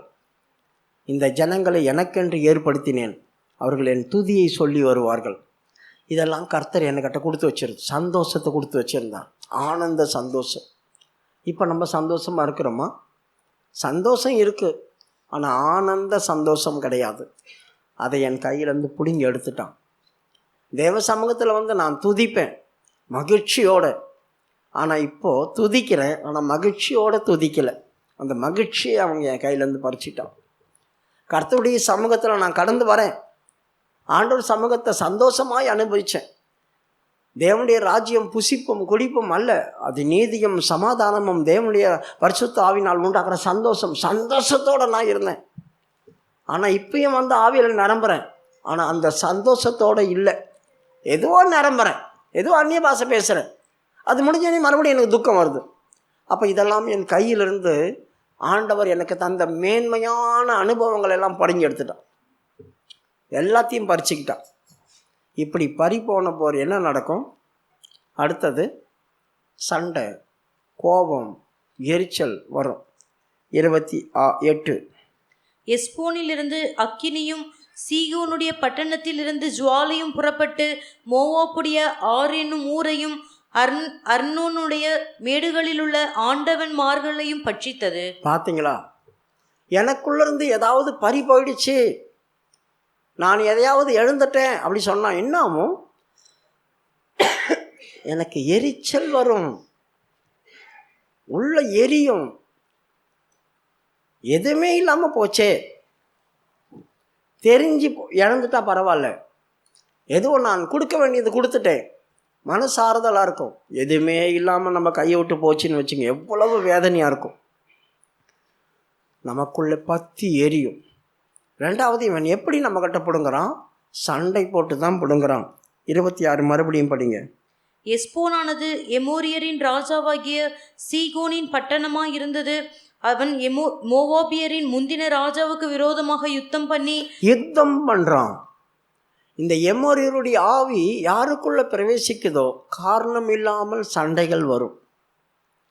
உங்கள் வீட்டுகளில் போய் பாருங்கள், ஒரு நாளைக்கு எத்தனை முறை நீங்கள் வீட்டில் சண்டை போடுறீங்க? என்ன காரணம் நீங்கள் சண்டை போடுறதுக்கு? சண்டை போட்டு முடித்தவொடனே யோசிங்க. நாம் எதனா சாக்கு போக்கு சொல்லுவோம், அவங்க அப்படி பண்ணாங்க, இவங்க இப்படி பண்ணாங்க, இவங்க இப்படி பேசுனாங்க, இவங்க அப்படி நடந்தாங்க, அதனால் சண்டை போட்டோம், அதனால தான் சண்டை வந்துச்சா? ஏன் அதை சகிக்கலை? எதுக்கு சகிப்பு தன்மை இல்லை? ஏன் அந்த சின்ன விஷயத்தை பாம்பான்னு கத்தி பெருசாக்குறோம்? எதுக்கு அற்பமான விஷயத்துக்கு சண்டை உண்டாக்குறோம்? அந்த சண்டை பெருசாகுதே, அந்த சண்டை அடியில் தடியில் போய் முடியுதே. ஒரு சாதாரணமான காரியம் தானே, அந்த சாதாரணமான காரியமும் வேதனை உண்டாக்கக்கூடியதாக மாறுதே. ஒரு சில வீடுகளில் பாருங்கள், நைட்டு 12 மணிக்கு சண்டை நடக்கும், 10 மணிக்கு சண்டை நடக்கும், காலையில் 4 மணிக்கு சண்டை நடக்கும், காலையில் 6 மணிக்கு சண்டை நடக்கும், பொழுது விடிஞ்சு 8 மணிக்கும் 10 மணிக்கு சண்டை நடக்கும், மத்தியானத்தில் சண்டை நடக்கும், சாயந்தரத்தில் சண்டை நடக்கும். சண்டை சத்தம் கேட்டுக்கிட்டே இருக்கும். எப்போ பார்த்தாலும் சில வீடுகளில் பிரச்சனைகள் வெளியே கேட்க செய்யும். அப்போ தெரிஞ்சுங்க, ஸ்ட்ராங்காக எமோரியர் உள்ளே வந்து உக்காஞ்சிட்ருக்கிறான். சாதாரணமாக வரல, ஸ்ட்ராங்காக வந்து உக்காஞ்சிட்ருக்கிறான். அப்படிப்பட்டவங்களை நீங்கள் போய் சமாதானம் படுத்தவே முடியாது. சமாதானம் படுத்தணும்னு போனால் கூட உங்கள் கிட்ட சண்டைக்கு போட்டுருவாங்க. இந்த சண்டை எப்படி வருது? சங்கீதம் 120 6-9 பாருங்கள். நான் சமாதானத்தை அகமங்கள் கூடாரங்கள் வாசமாக இருந்தது போதும். 120 அதிகாரம் 5வது வசனம். 125 சங்கீதம் 125. ஐயோ, நான் மேசேக்கிலே சஞ்சரித்தது போதும், கேதாரின் கூடாரங்களில் குடியிருந்ததும் போதும், சமாதானத்தை பகைக்கிறவரிடத்தில் என் ஆத்துமா குடியிருந்ததும் போதும். சமாதானத்தை பகைக்கிறவர்களுடைய அந்த ஆத்மா கிட்ட குடியிருந்தது, என் ஆத்மா அவங்களோட குடியிருந்தது. ஏன்னா சமாதானத்தை பகைக்கிறாங்க. நம்ம போய் எதனா பேசினா கூட அவங்க சண்டைக்கு வராங்க. இந்த எம்மோரியருடைய ஆவி எப்படிப்பட்டது தெரியுமா? நம்ம போய் சாதுவாக பேசணும்னா சண்டைக்கு நினைப்போம், சண்டைக்கு யுத்தத்துக்கு ரெடி ஆகிடுவாங்க அவங்க. ஏன்டா இவங்ககிட்ட போய் நம்ம பேசணும் அப்படின்ற மாதிரி ஆகிடும். கீழே, நான் சமாதானத்தை நாடுகிறேன், அவர்களோ நான் பேசும்போது யுத்தத்துக்கு எத்தனைப்படுகிறார்கள். பார்த்தீங்களா? இந்த எம்மோரியருடைய ஆவி சாதாரணமானதல்ல. நாம் போய் சமாதானத்துக்கு பேச போனால் கூட அவங்க கோவப்பட்டு பேசுவாங்க. என்னங்க, நான் நல்லா தானே பேசிகிட்டு இருக்கேன், எதுக்கு இப்படி கோவப்பட்டீங்க சொல்வேன். நான் எங்கே கோவப்பட்டேன்? நீ பார்த்தியா நான் கோவப்பட்டதே? நீ என்னத்துக்கு வந்து என்ன இப்படி பண்ணுற? நான் நல்லா பேசினா அவளை கோவப்படுறேன்னு சொல்கிறேன். அவங்க எரிச்சலில் தான் பேசுவாங்க. இப்போ மட்டும் நீங்கள் நல்லாவா பேசுகிறீங்க, மறைதே போய் அவங்க முன்னால் நிற்காது அப்படி சொல்லுவாங்க. இதெல்லாம் என்ன கோபத்தை உண்டாக்கும். அப்போ நாம் சாந்தமாக இருந்து அவங்ககிட்ட பேசினா கூட அவங்க பேசுகிற காரியத்தை வச்சு நம்மளுக்கு கோபம் வரும். நான் என்ன பண்ணேன், இப்போ இன்னத்தை கேட்க வந்து நீங்கள் இப்படி கத்துறீங்க, நம்ம சவுண்டை உயர்த்துவோம். சாதாரணமாக பேசுகிற நம்ம திடீர்னு நமக்கே நம்மளை அறியாமல் சவுண்டு வரும். அப்போ நம்ம சவுண்டை உயர்த்தினோடனே அவங்களுக்கு ரொம்ப கோபம் வரும். என்ன நீ எனக்கு முன்னாடி கத்தி காட்டுறியா அப்படி சொல்லுவாங்க. அதுதாங்க சண்டை ஆரம்பிக்காம காரணமா? இது காரணம் இல்லை. இப்போ காரணம் இல்லாமல் எத்தனை வீடுகளில் சண்டை வருது, எத்தனை வீடுகளில் சும்மாவே சண்டை போட்டுன்னு இருக்கோம், சும்மாவே சண்டை போட்டுருப்பாங்க. எதுக்கு சண்டை போடுறாங்கன்னே தெரியாது, எதுக்கு சண்டை போடுறாங்கன்னே தெரியாது. ஆகவே யுத்த களமாக மாற்றும், நம்ம குடும்பத்தை யுத்த களமாக மாற்றும். அப்படி வரக்கூடாது. இந்த எமோரியருடைய ஆவி எந்த வீட்டுக்குள்ளேயும் கிரியை செய்யக்கூடாது. இந்த மெசேஜ் கேட்டுட்டு நீங்கள் வீட்டுக்கு போனோடனே, ஆண்டவரே உங்களுடைய மகா பரிசுத்தமான ரத்தத்தை எடுத்து இப்போ என் வீட்டில் தெளிக்கிறான் அப்படி சொல்லி தெளி. இந்த எமோரியருடைய ஆவி என் வீட்டுக்குள்ளே கிரியை செய்யக்கூடாது. அதை கழுத்தை பிடிச்சி தள்ளுற இயேசுவின் நாமத்தில் அப்படி சொல்லி தள்ளுங்க. நசனாகிய இயேசுவின் நாமத்தினால சண்டை உண்டாக்குற ஆவி எதையெல்லாம் என் வீட்டுக்குள்ளே கிரியை செய்தோ அதெல்லாம் இயேசுவின் நாமத்தினால நான் வெளியே தள்ளுறேன். இந்த சொல்லணும், நீங்கள் சொல்லணும். 3 முறை சொல்கிறீங்களோ, 5 முறை சொல்கிறீங்களோ, 10 முறை சொல்கிறீங்களோ, எப்படியாவது சொல்லுங்கள். எந்த குடும்பங்களையும் இந்த எமோரியருடைய ஆவி கிரியை செய்யக்கூடாது. சமாதானம் உண்டாகணும், எல்லா குடும்பங்களையும் சமாதானம் உண்டாகணும். இந்த ஆவி யுத்தத்துக்கு எத்தனம் பண்ணி நம்ம கிட்ட இருக்கிறதெல்லாம் கையில் பறிச்சிடும். நம்மளுக்கு எரிச்சலின் ஆவியை உண்டாக்கும். எப்பவும் டென்ஷனாக இருப்போம், எப்போ பார்த்தாலும் டென்ஷனாக இருக்கும், எப்பவும் வித்தியாசமாக இருக்கும். நம்மளை பார்க்கும் போதே தெரியும், டென்ஷன் டென்ஷன் டென்ஷன் டென்ஷன். அதான் எரிச்சலின் ஆவி.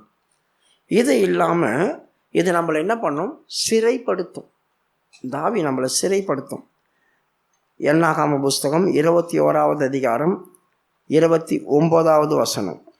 ஐயோ மோவாபே, கேமோஷ் தேவன் நின் ஜனமே, நீ நாசமானாய். தப்பி ஓடின தன் குமாரரையும் தன் குமார்த்திகளையும் எமோரியரின் ராஜாவாகிய சீகோனுக்கு சிறையாக ஒப்பு கொடுத்தான். யாரை இவன் சிறை பிடிக்கிறான்? பெரியவங்களை இல்லை, வாலிபர்கள். என் குமாரரையும் என் குமாரத்தையும் தான் அவன் பிடிக்கிறான். அப்போ இவர்கள் எப்படி பிடிக்கப்படுவாங்க?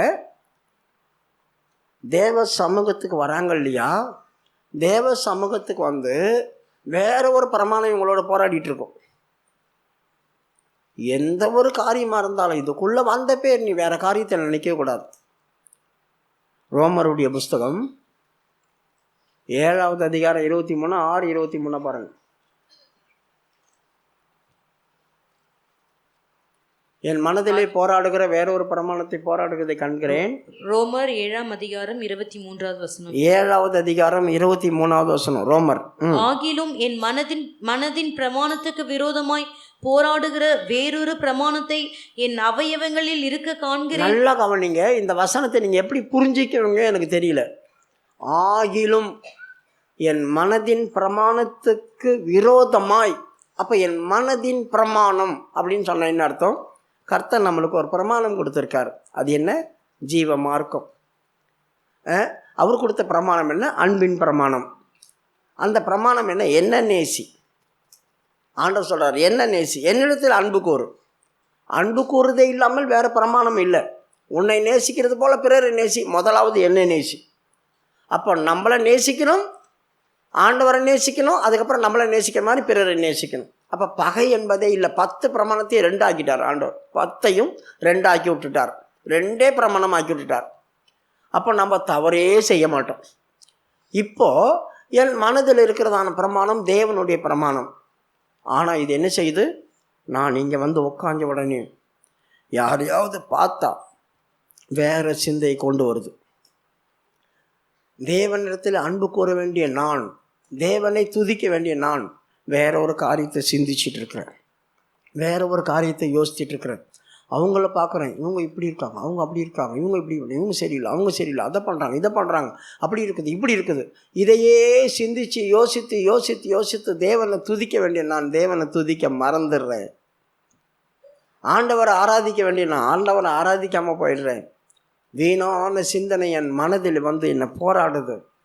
இது என்ன பண்ணுது? என்ன வருஷ கணக்கில் தேவனை துதிக்க விடாமே என்னை ஒரு சிறைக்குள்ளே போட்டு வச்சிருச்சு.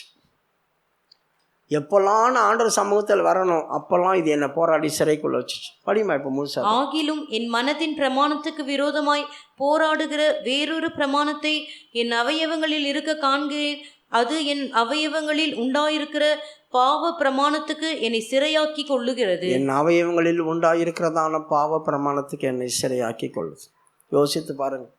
கர்த்தர் உன்னை ஜீவபலியாகி ஒப்புக்கொட சொல்கிறார். அப்படி இருக்க என் சகோதரரே, நீங்கள் தேவனை எப்படி ஆராதிக்கணும்னு சொல்கிறான். ரோமர் 12வது அதிகாரம் 1வது வசனத்தில் அப்படி இருக்க என் சகோதரரே நான் உங்களுக்கு சொல்லுகிறது என்னவென்றால், அப்படி இருக்க சகோதரரே, நீங்கள் உங்கள் சரீரங்களை பரிசுத்தமும் பார்த்தீங்களா, தேவ சமூகத்துக்கு வரும்போது ஆண்டவரே என்னுடைய ரத்தத்தினால கழுவு, என்னுடைய ரத்தத்தினால கழுவு, என்னுடைய ரத்தத்தினால கழுவு சொல்லணும். அப்போ தேவன் நம்முடைய ரத்தத்தினால கழுவிடுவார். அப்போ ரத்தத்தினால கழுவுனாக்கா என் சரீரம் பரிசுத்தமாக்கப்படும். ரெண்டாவது, தேவனுக்கு பிரியமுமான, தேவனுக்கு பிரியம்னா கண்ணை மூடிடணும். கண்ணை மூடி கர்த்தரை நான் தியானிக்கணும். நான் அவரை தானே துதிக்க வந்தேன், நான் அவரை தானே உயர்த்த வந்தேன், அவரிடத்துல தானே பேச வந்தேன், நான் அவர்கிட்ட தானே அவரை பற்றி தானே யோசிக்க வந்தேன். அதுதாங்க தேவனுக்கு பிரியம். அவருக்கு பிரியமான காரியத்தை நம்ம செய்துட்டோம்னா அவர் அள்ளி கொடுத்துருவார். நம்ம மேலேயே நோக்கமாக இருப்பார். தேவனுக்கு பிரியமாய் ஜீவ பலியாக ஒப்பு கொடுக்க வேண்டும் என்று, ஜீவ பலியாய் உன்னையே நீ மறந்துடணும். உன்னையே நீ மறந்த ஆண்டவர் பக்கத்தில் விழுந்துடணும். ஜீவ பலியாய் ஒப்பு கொடுப்பது என்றதே இதுவே நீங்கள் செய்யத்தக்கதான புத்தி உள்ள ஆராதனை. நாம் ஒவ்வொரு வாரமும் வரும், என்ன ஆராதனை செய்கிறோம். அந்த புத்தி உள்ள ஆராதனை செய்யும்போது கர்த்தர் நமக்கு பெரிய காரியங்களை செய்வார். ஆனால் இது என்ன பண்ணுச்சு? என்னை பாவத்தில் சிறையில் கொண்டு போய் வச்சு என் மாம்சத்தை அசூசியாக்கி விட்டுச்சு. நான் கெட்டு போனது போல நினைவுக்குள்ளே வந்துட்டே இருக்குது. நான் தேவனை துதிக்கிறதுக்கு என்ன தகுதி? நான் எதுக்கு ஆவியில் நிரம்பணும்? நான் என்னத்தை தீர்க்க தரிசனம் சொல்ல போகிறேன்? அதை நான் இப்படி இருக்கிற போது நான் எப்படி சொல்ல முடியும்? நானே கெட்டு போய் கிடக்கிறேன், நானே சரியில்லாமல் இருக்கிறேன், நானே அப்படி இருக்கிறேன், நானே இப்படி இருக்கிறேன் அப்படி சொல்லி சொல்லி சொல்லி சொல்லி பிசாசு உன்னை வஞ்சித்து வஞ்சித்து வஞ்சித்து ஆண்டவர் சொல்கிறார், நான் அதெல்லாம் பார்க்கல, நீ வாயாங்கிட்ட, நான் உன்னை சுறுபடுத்துகிறேன், நீ வாயாங்கிட்ட, நான் உன்னை புதுப்பிக்கிறேன், நீ வாயாங்கிட்ட, நான் உன்னை கழுவுறேன், நீ வாயாங்கிட்ட அப்படி கூப்பிட்டுக்கிறாரு ஆண்டவர். பிசாசு நான் சொல்லணும், இல்லை நீ பாவி, நீ சரியில்லை, நீ சரியில்லை, நீ சரியில்லை, நீ சரியில்லை, நீ சோத்திரம் பண்ணக்கூடாது, நீ ஆவியில் நிரம்பக்கூடாது, நீ தீர்க்கதரிசனம் சொல்லக்கூடாது சொல்லிட்டு உட்காந்து. அப்போ இந்த காதில் பேய் சொல்லிகிட்டு இருக்கோம், இந்த காதில் ஆண்டவர் பேசுவார். ஆண்டவர் பேசுகிறத நம்ம கவனிக்க மாட்டோம், பேய் சொல்கிறத உத்து கவனிப்போம். ஆமாம், நான் கெட்டு போனவன் தான், நான் கெட்டு போனவன் தான், நான் சரியில்லாதவள் தான், நான் சரியில்லாதவன். அப்போ என்னாவும் இந்த ஆவி யாரை சிறை பிடிக்குது? வாலிபர்களை. பெரியவங்க அப்படி இல்லை, பெரியவங்க பாவத்தில் விழுந்துட்டாங்க, அதை பண்ணிட்டாங்க, இதை பண்ணிட்டாங்க, நீ இன்னும் பயங்கரமாக இருக்கிறேன்னு அவன் சொல்ல போய் எல்லாம் முடிஞ்சு போச்சு, என் கதெல்லாம் முடிஞ்சு போச்சு, என் கதெல்லாம் முடிஞ்சு போச்சு. அப்போ நீங்கள் அவனை சட்டை பண்ண முடியாது. அவன் உங்ககிட்ட வந்தாலும் வேஸ்ட்டு. நீங்கள் அவன் பண்ணுறது அவன் சொல்கிறது எதுவுமே கேட்க மாட்டீங்க. என் வாழ்க்கையில் முடிஞ்சு நான் கர்த்தாவே இறங்கும் அப்படி சொல்லி உட்காந்துருப்பீங்க. ஆனால் வாலிபர்கள் அப்படி இல்லையே. அவன் பாருங்கள் எவ்வளோ தந்திரமாக யாரை பிடிக்கிறான். ஓடுறதான குமாரரையும் குமாரத்திகளையும் பிடிச்சி சிறையில் போட்டு வச்சிடறான். அவர்கள் அதுக்குள்ளேயே இருக்கிறாங்க, வெளியே வர கஷ்டம், வெளியே வர கஷ்டம். இந்த ஆவி இப்படி பண்ணுது. அடுத்தது, இவர்கள் எத்தனை பேர்? 5 பேர் அப்படி சொல்கிறாங்க. யோசுவாவுடைய புஸ்தகம் 10வது அதிகாரம் 5வது வசனத்தை வாசிங்க. அப்படியே எருசலேமின் ராஜா, எப்ரோனின் ராஜா, யர்முத்தின் ராஜா, லாகீசின் ராஜா, எக்லோனின் ராஜா என்கிற எமோரியரின் 5 ராஜாக்களும். நல்லா கவனிங்க. அப்படியே எருசலேமின் ராஜா அப்படி படிக்கிறோமே, எருசலேமில் யார் இருந்தா? தாவீது தானே ராஜா வந்தான், சவுல் தானே ராஜா வந்தான். அவங்கெல்லாம் வர்றதுக்கு முன்னால் இவன் தான் ராஜாவாக இருந்தான். யார்? எமோரியர். அவங்க தான் அந்த 5 தேசத்தை பிடிச்சி வச்சுருந்தாங்க. அந்த 5 தேசத்தை இவங்க பிடிச்சி தான் ஒன்றா ஆண்டாங்க. இப்போது 5 ராஜாக்கள் இருக்கிறாங்க. இந்த 5 ராஜாக்களும் எப்படிப்பட்டவங்க? எல்லாம் எமோரியர்கள். இவங்க நம்முடைய ஐம்புலத்தையும் கண்ட்ரோல் பண்ணுவாங்க. ஒருத்தன் இருந்தால் பரவாயில்ல, ஒருத்தன் இருந்தால் எதனா நோண்டிகிட்டே இருப்பான். அப்போ நம்ம அவனை அசட்டை பண்ணிடலாம். 5 பேர் இருக்கிறாங்க. 5 பேர் என்ன பண்ணுவாங்க? நம்முடைய ஐம்புலத்தை கண்ட்ரோல் பண்ணுவாங்க. ஒன்று மூளையை, இன்னொன்று செவியை, இன்னொன்று கண்ணை, இன்னொன்று வாயை, உணர்றதான அனுபவத்தை 5ஐயும் கண்ட்ரோல் பண்ணுவான். அப்போ இங்கே வந்து என்ன பண்ணுவோம்? வீணான சிந்தையில் உட்காந்துருப்போம், எதனா அவன் யோசிச்சுட்டு இருப்போம். நான் தியானிக்கும் போது எனக்குள்ள அனல் மூண்டது. ஆண்டவரே, நான் உம்முடைய பாதபடியில் வந்திருக்கிறேன். கர்த்தர் எனக்கு என்னமோ செய்ய போகிறாரு, இன்றைக்கி என்ன கர்த்தர் எனக்கு என்னமோ செய்ய போகிறாரு, கர்த்தர் எனக்கு என்னமோ, அதையே யோசிச்சுட்டு இருந்தோம்னா என்ன தியானிக்கிறான். அனலை கூடு, அவங்கள்ட்ட நெருப்பு அவன் மேலே போடு, அவன் மேலே அக்னி அபிஷேகத்தை ஊட்டு, அக்னி நெருப்பு. அதனால தான் நான் தியானிக்கும் போது எனக்குள்ள அனல் மூண்டது. அப்போ இதை என்ன பண்ணும்?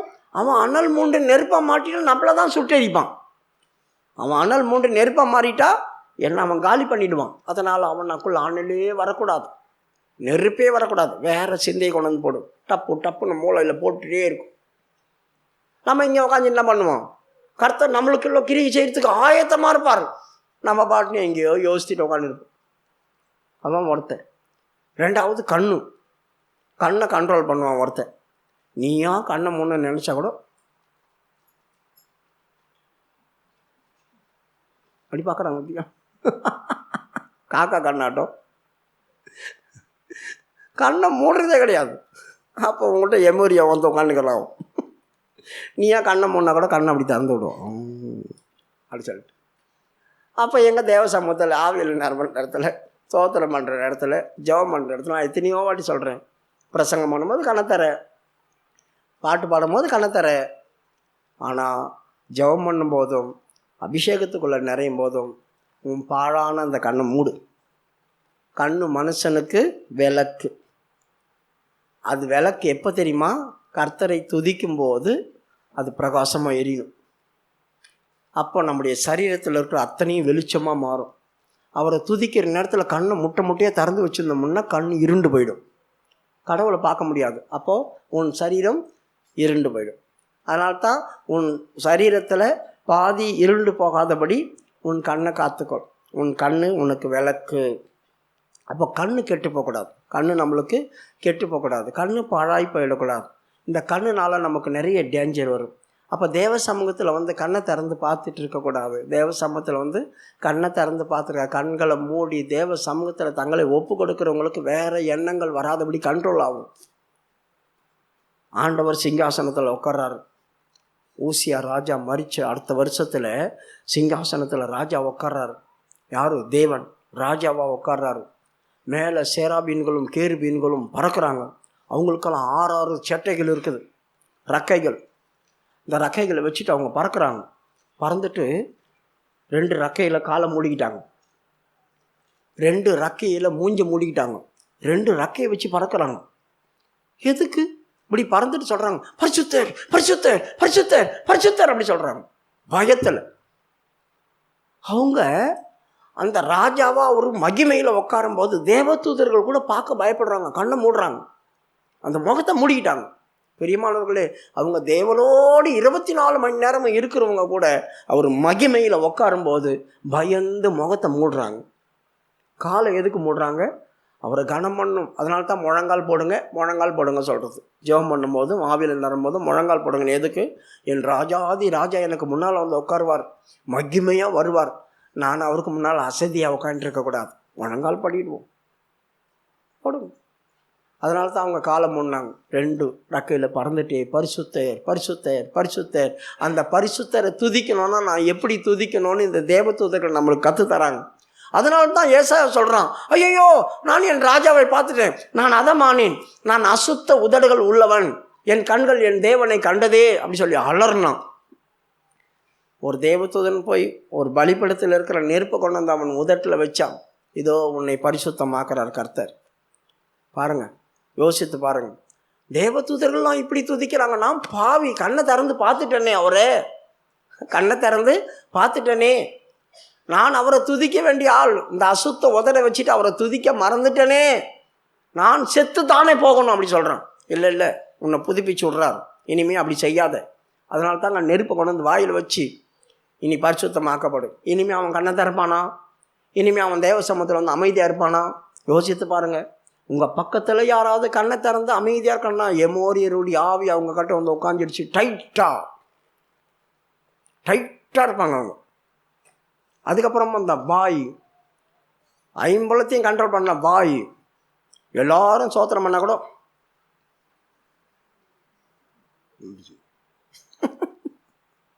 கையை மட்டும் ஆக்ஷன் பண்ணி என்ன பிரயோஜனம்? வாயை திறந்து சத்தமாக சோத்திரம் பண்ணணும். சோறு வேணும் எனக்கு. அம்மா கிட்ட போய் அண்ணங்க என்ன கொடுக்குறாங்க பார்க்கலாம். கேளுங்கள் அப்பொழுது உங்களுக்கு கொடுக்கப்படும். ஆண்டவர் சொல்கிறார், வாயை திறந்து கேளு. ஊமையா நான் பேக்ன்றதுக்கு? வாயை திறந்து கேளுங்கள் அப்போது உங்களுக்கு கொடுக்கப்படும். ஆண்டவரை எதையாவது கொடு, எதையாவது கொடுக்கறதுக்கு அவர் உட்காந்துக்கிறாரு. எது வேணும், எதையாவது நீயே கொடு அப்படி சொல்லுவாங்களே யாருன்னா? ஆண்டவரே எனக்கு இதை கொடு, எனக்கு அதை கொடுன்னு பேர் சொல்லி கேட்கணும். நீயே உனக்கே தெரியுமே எதனா கொடுத்துரு. ஆண்டவர் பாப்பார், பைத்தியக்காரா, என்ன ஏன் பைத்தியமாக்குறீங்க நீங்கள், மூளையை குழப்புறீங்க அப்படி சொல்லுவார் ஆண்டவர். அதனால் தயவு செய்து வாயை திறந்து தேவனை துதித்து உனக்கு தேவையானதை கேள். இப்போ இந்த 5 ராஜாக்கள் வந்துட்டாங்களே, இந்த 5 ராஜாக்கள் வந்த உடனேயும் இவன் என்ன பண்ணான்? யோசுவா போனான். ஆண்டவரே நான் உங்கள்கிட்ட தான் பேச வந்திருக்கிறேன், கொஞ்சம் கேளுங்க அப்படி சொன்னான். இப்போ படிமா 10வது அதிகாரம் 12வது வசனம். கர்த்தர் எமோரியரை இஸ்ரவேல் புத்திரருக்கு முன்பாக ஒப்பு கொடுக்கிற அந்நாளிலே யோசுவா கர்த்தரை நோக்கி பேசினான். அவன் பேசுங்க, வாயை திறந்து. தயவு செய்து வாயை பிளாஸ்டிக் போட்டு ஒட்டாதீங்க, ஃபெவிகால் போட்டு ஒட்டாதீங்க. இழுங்க ஏனை இழுத்தா கூட வராது. அதுதான் அந்த ஏனை சின்ன போட்டு வச்சுக்காங்க, ஃபெவிகால் போட்டு ஒட்டின மாதிரி இருக்காங்க. தயவு செய்து வாயை திறந்து ஆண்டவரை துதிக்கவும் தொழுது கொள்ளவும் ஆரம்பிங்க. அப்போ நீங்கள் கர்த்தரோடு பேசுவீங்க. எப்படி நான் கர்த்தரோடு பேசுறது? கர்த்தரோடு எப்படி பேச முடியும்? கர்த்தரோடு எப்படி திரும்ப பேச முடியும்? 1 கொரிந்தியருடைய புஸ்தகம் 14வது அதிகாரம் 2வது வசனம் படிச்சிங்கன்னா நீங்கள் தேவனோடு எப்படி பேசணும்னு அங்கே சொல்லியிருக்குது.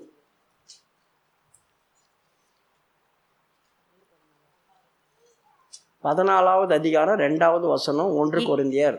ஏனெனில் அந்நிய பாஷையில் பேசுகிறவன் ஆவியினாலே ரகசியங்களை பேசினாலும் அவன் பேசுகிறதை ஒருவனும் அறியாதிருக்கிறபடியினாலே அவன் மனுஷரிடத்தில் பேசாமல் தேவனிடத்தில் பேசுகிறான். தேவனிடத்துல பேசணும் அப்படி சொன்னா நீ அந்நிய பாஷை பேசு. ஆவியில நிரம்பி அந்நிய பாஷை யாரெல்லாம் பேசுறாங்களோ அவங்கெல்லாம் தேவன் கிட்ட பேசுறாங்க. இவனை மோசே அபிஷேகம் பண்ணிட்டு போனான், யோசுவாவை. அதனால் அவன் கர்த்தர்கிட்ட போய் பேசினான். நாம் கர்த்தர்கிட்ட பேசுறது தெரிஞ்சிருக்கணும். அப்போ கர்த்தர்கிட்ட பேச சொல்லிட்டார். ஆண்டவரே சோத்திரம், இங்கே இருக்கீங்களா அப்படிவே கேட்பீங்களா? தேவனோடு பேச கற்றுங்க தயவு செய்து. ஆவியில் நிரம்பும் போது கர்த்தரோடு நீ பேசுவ. இவன் பேசினான். பிரச்சனை வரும்போது கர்த்தர்கிட்ட போய் பேசணும். அப்போ கர்த்தர்கிட்ட இவன் பேசும்போது கர்த்தர் பதில் கொடுக்குறாரு. யோசுவாவை நான் அவனுக்கு என்ன செய்யணும்? ஆண்டவரே அவங்க பாருங்கள் எப்படி இருக்கிறாங்க, நெப்பிலின் மாதிரி. நெப்பிலின்னாது ஏனை போன்ற உருவம் உள்ளவர்கள். எபிரேய மொழியில் ராட்சதர்களுக்கு நெப்லின் தான் சொல்லியிருக்குது. நெப்லின் ராட்சதர்கள் அவர்கள் ஏனை போல இருக்கிறாங்க. நாங்கள் வெட்டுக்கிளி பாடி இருக்கிறோம். அவங்ககிட்ட போய் சண்டை போட சொல்கிறீங்க, எப்படிங்க ஆண்டவரே, எப்படி நாங்கள் சண்டை போடுறது? கொஞ்சம் சொல்லுங்கள் அவங்க எப்படி இருந்தாங்கன்ட்டு. ஆமோஸ் 2வது அதிகாரம் 9வது வசனத்தில் ஆண்டவர் சொல்கிறாரு, பிற்காலத்தில் அவன் கேதுரு மரம் போல் உயரமாக இருந்தான், கருவாலி மரம் போல் ரொம்ப பயங்கர ஸ்ட்ராங்காக இருந்தான், அவனை நான் அடித்து நாசம் பண்ணேன் அப்படி சொல்கிறாரு. பிற்காலத்தில் ஆண்டவர் சொல்கிறாரு, நானோ கேதுரு மரங்களைப் போல் உயரமும் கர்வாலி மரங்களைப் போல் வைரமுமாயிருந்த எமோரியனை அவர்களுக்கு முன்பாக அழித்தேன். அவர்களுக்கு முன்பாகனா யாருக்கு முன்பாக? யோசுவாவும் அவன் ஜனங்களும் சண்டை போட போகிறாங்க இப்போ எமோரியர்கிட்ட. அவங்களுக்காக தேவன் இறங்கி சண்டை போடுறாரு. இப்போ அவங்களுக்காக. அவங்க எப்படிப்பட்டவங்க? ராட்சத பிறவி, எல்லாம் ஆயிட்டு பயங்கரமாக இருக்கிறானுங்க. இவங்க வெட்டிக்கிளி மாதிரி இருக்கிறாங்க. இப்போ இவங்க போய் சண்டை போடணும். ஆண்டவர் சொல்கிறாரு, தம்பி நீ சொல்கிறது எனக்கு புரியுது, நீ சொல்கிறது கரெக்டு தான், நீ ஒன்றும் கவலைப்படாத, நான் உனக்காக சண்டை போடுறேன், நீ சொல்கிறத நான் செய்கிறேன், நீ சூரியனை மட்டும் நிறுத்து, ஜனங்க முன்னால் நிறுத்து, ஜனங்க உன்னை நம்பட்டும், நான் உன் கூட தான் இருக்கிறேன்னு ஜனங்க தெரிஞ்சுக்கணும். வடிமா 13. அப்பொழுது ஜனங்கள் யோசுவா 10வது அதிகாரம் 13வது வசனம். அப்பொழுது ஜனங்கள் தங்கள் சத்துருக்களுக்கு நீதியை சரிகட்டும் மட்டும் சூரியன் தரித்தது, சந்திரனும் நின்றது, இது யாசேரின் புஸ்தகத்தில் எழுதியிருக்கவில்லையா? இவங்க சண்டை போடுற வரைக்கும் அந்த சூரியன் நடுவானத்தில் இருந்துச்சான். 14வது வசனம். இப்படி கர்த்தர் ஒரு மனிதனுடைய சொல் கேட்ட, நல்லா கவனிங்க, இப்படி கர்த்தர் ஒரு மனிதனுடைய சொல்ல கேட்குறாரு. யாருங்க சொல்லு கேட்பாங்க? நான் எஜமான், என் வீட்டில் ஒரு வேலைக்காரங்க இருக்கிறாங்க வைங்க. இப்போ அவங்கள சொல்லுப்பா இந்த பாத்திரத்தை தங்க வை, இப்போ இதை தங்க வை கேட்டுப்பாங்க. உடனே கேட்பாங்க. காரணம் என்ன? நான் எஜமான், அதனால் கேட்பாங்க. ஆனால் யோசித்து பாருங்கள், கர்த்தர் யார்? அவர் என் தேவன், என்னை உண்டாக்கினவர், நான் அவருடைய சிருஷ்டி. ஆனால் நான் சொல்கிறத அவர் கேட்குறார். ஒழுமை காரியம். இப்படி கர்த்தர் ஒரு மனுஷனுடைய சொல்லை கேட்டது போல் அந்த நாளை போல் அதுக்கு முன்னாலேயும் இல்லை பின்னாலேயும் இல்லை. ஏன்னா அதுக்கப்புறமா அந்த சூரியன் ஒரு நாள் அப்படி நின்னது கிடையாது. கர்த்தர் அவர்களுக்காக யுத்தம் பண்ணினார் அப்படி சொல்லியிருக்கு. இப்படி கர்த்தர் ஒரு மனிதனுடைய சொல் கேட்ட அந்நாளையொத்த நாள் அதற்கு முன்னும் இல்லை அதற்கு பின்னும் இல்லை. கர்த்தர் இஸ்ரவேலுக்காக யுத்தம் பண்ணினார். கர்த்தர் இஸ்ரவேலுக்காக சண்டை போட ஆரம்பிக்கிறார். எப்பா நீ பயப்படாத, அவங்க அவ்வளோ பெரிய உருவமாக இருக்கிறாங்க, நீ பயப்படாத, நான் சண்டை போடுறேன், உனக்காக நான் சண்டை போடுறேன், நீ என் பின்னால வா. இப்போ இவங்கெல்லாம் சேர்ந்து அவனை கத்தியில் குத்தணும். அவன் பெரிய பெரிய ராட்சதராக இருக்கிறாங்க, இவங்க வெட்டி கிளிகளை போல் இருக்கிறாங்க. இவங்க அவங்ககிட்ட போய் ஒரு 10-20 பேர் ஒரு ஆளை போய் சண்டை போட்டுன்னு இருக்கிறாங்க. அப்படி சண்டை போடும்போது இவங்க ஒரு ஆள் அடிக்கும் போது கர்த்தர் அங்கே 100 பேர் அடித்தார். எப்படி அடித்தார் தெரியுமா? அவங்க இவங்கள்ட்ட சண்டை போடும்போது என்னடா வித்தியாசமாக வரானுங்க, எனக்கு வேறு மாதிரி பண்ணுறானுங்க அப்படி சொல்லிட்டு அவங்க அந்த ஓடி வராங்க. இப்படி ஓடி வரும்போது கர்த்தர் வானத்திலேருந்து கல்லை தூக்கி போட்டாராம். 11வது வசனம் 10-11. அவர்கள் பெத்தரோனில் இருந்து இறங்குகிற வழியிலே இஸ்ரவேலுக்கு முன்பாக ஓடி போகையில் அசேக்கா மட்டும் ஓடுகிற அவர்கள் மேல் கர்த்தர் வானத்திலிருந்து பெரிய கற்களை விழ பண்ணினார். யோசித்து பாருங்க, வானத்திலிருந்து பெரிய பெரிய கல்லை போட்டார். ஏன்னா இவங்க கத்தியில் குத்தி சாவடிக்க முடியாது, அவங்கள இவங்க பட்டயத்தெல்லாம் குத்தி சாவடிக்க முடியாது. ஆண்டவருக்கு தெரியும் இவங்களை எப்படி கொள்றதுன்னு. பெரிய பெரிய கல்லை தூக்கி போட்டாராம். சின்ன கல் இல்லை. அப்போன்னா அவங்க உருவம் எப்படி இருந்துருங்கன்னு பாருங்கள். பெரிய பெரிய கல்லை வானத்திலேருந்து அவங்க மேலே தூக்கி போட்டார். பெரிய மாணவர்களே, ஒரு சின்ன கல் வானத்திலேருந்து வந்து விழுதுன்னு வச்சுங்க பூமியில், அதை உடனே விஞ்ஞானிகளாம் போய் ஆராய்ச்சி பண்ணுறாங்க பார்த்தீங்களா, அந்த இடமே ஒரு மாதிரி ஆகிடும். ஏன்னா அது இந்த மேகத்துக்கு மேலே ஆக்சிஜன் இல்லாத இடத்துல இருக்குது பார்த்தீங்களா, அவாந்தர வெளி, அங்கே வரைக்கும் அது மெதுவாக போயிட்டுருக்கும். ஆனால் அந்த கல் தடுமாறி ஆக்சிஜன் கீழே வந்துடுச்சு, அது மேலே ஆக்சிஜன் பட்டுச்சுனாக்கா அது எரிய ஆரம்பிக்கும். பற்றி வர வேகத்தில் வேகமாக வந்து கீழே விழுந்துச்சுன்னு வச்சுங்க, அந்த இடமெல்லாம் உடஞ்சி நாசமாக போயிடும். அவ்வளவு பவராக வரும். ஒரு சின்ன கல் விழுந்ததுக்கே இல்லாத வெள்ளம் காட்டும். பெரிய பெரிய கல்லை தூக்கி ஆண்டவர் போடுறாரு. அவங்க மேலே என்ன கல்லை போட்டார்? எரிக்கல் தான் விழுந்திருக்கும், தீஞ்சி போயிருப்பாங்க.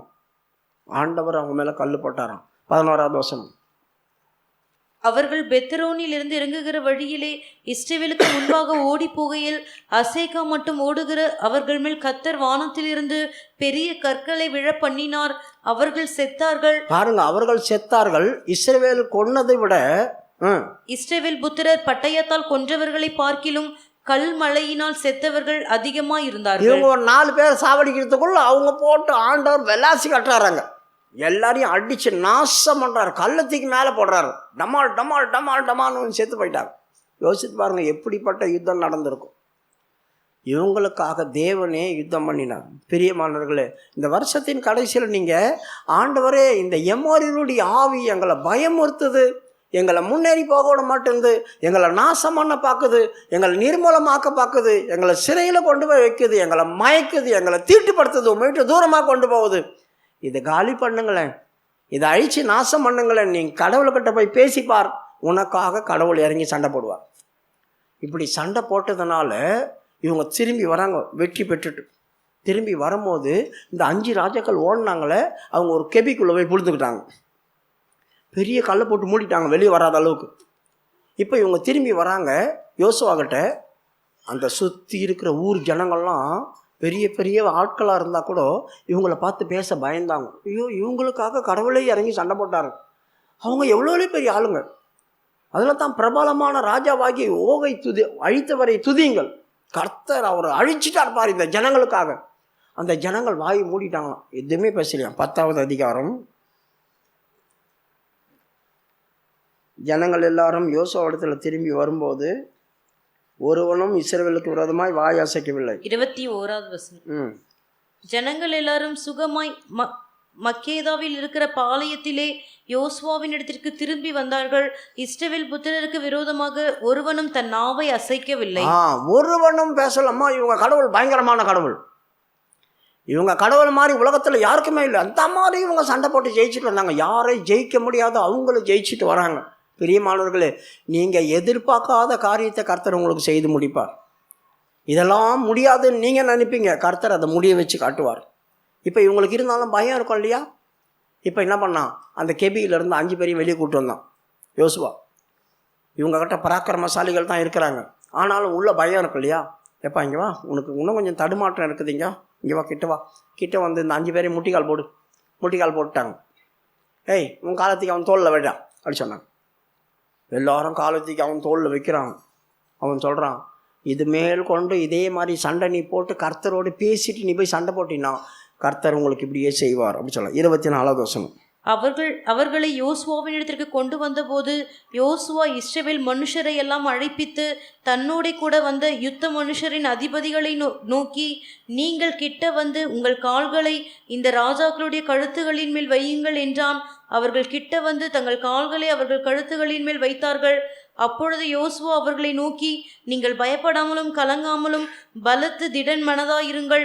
நீங்கள் யுத்தம் பண்ணும் உங்கள் சத்துருக்களுக்கு எல்லாம் கர்த்தர் இப்படியே செய்வார். நீங்கள் யாருக்கிட்டலாம் இனிமேல் சண்டை போட போகிறீங்களோ அவங்களுக்கெல்லாம் இப்படி தான் செய்ய போகிறார். எவ்வளோ பயங்கரமான ஆட்கள் எங்கே வந்துட்டாங்க பாருங்க, காலின் கீழ் வந்துட்டானுங்க. இனி பயப்படாதே. பெரியமானவர்களே, சமாதானத்தின் தேவன் தாமே சாத்தானை நெசக்கி உங்கள் காலின் கீழ் போடுவார். ரோமருடைய புஸ்தகம் 6வது அதிகாரம் 20வது வசனம். 16:20 ரோமர் 16:20. சமாதானத்தின் தேவன் சீக்கிரமாய் சாத்தானை உங்கள் கால்களின் கீழே நசுக்கி போடுவார். நம்முடைய கர்த்தராகிய இயேசு கிறிஸ்துவினுடைய கிருபை உங்களுடனே கூட இருப்பதாக. கர்த்தருடைய கிருபை இந்த வருஷம் வரைக்கும் இருந்துச்சு, இனிமேலும் இருக்கும்.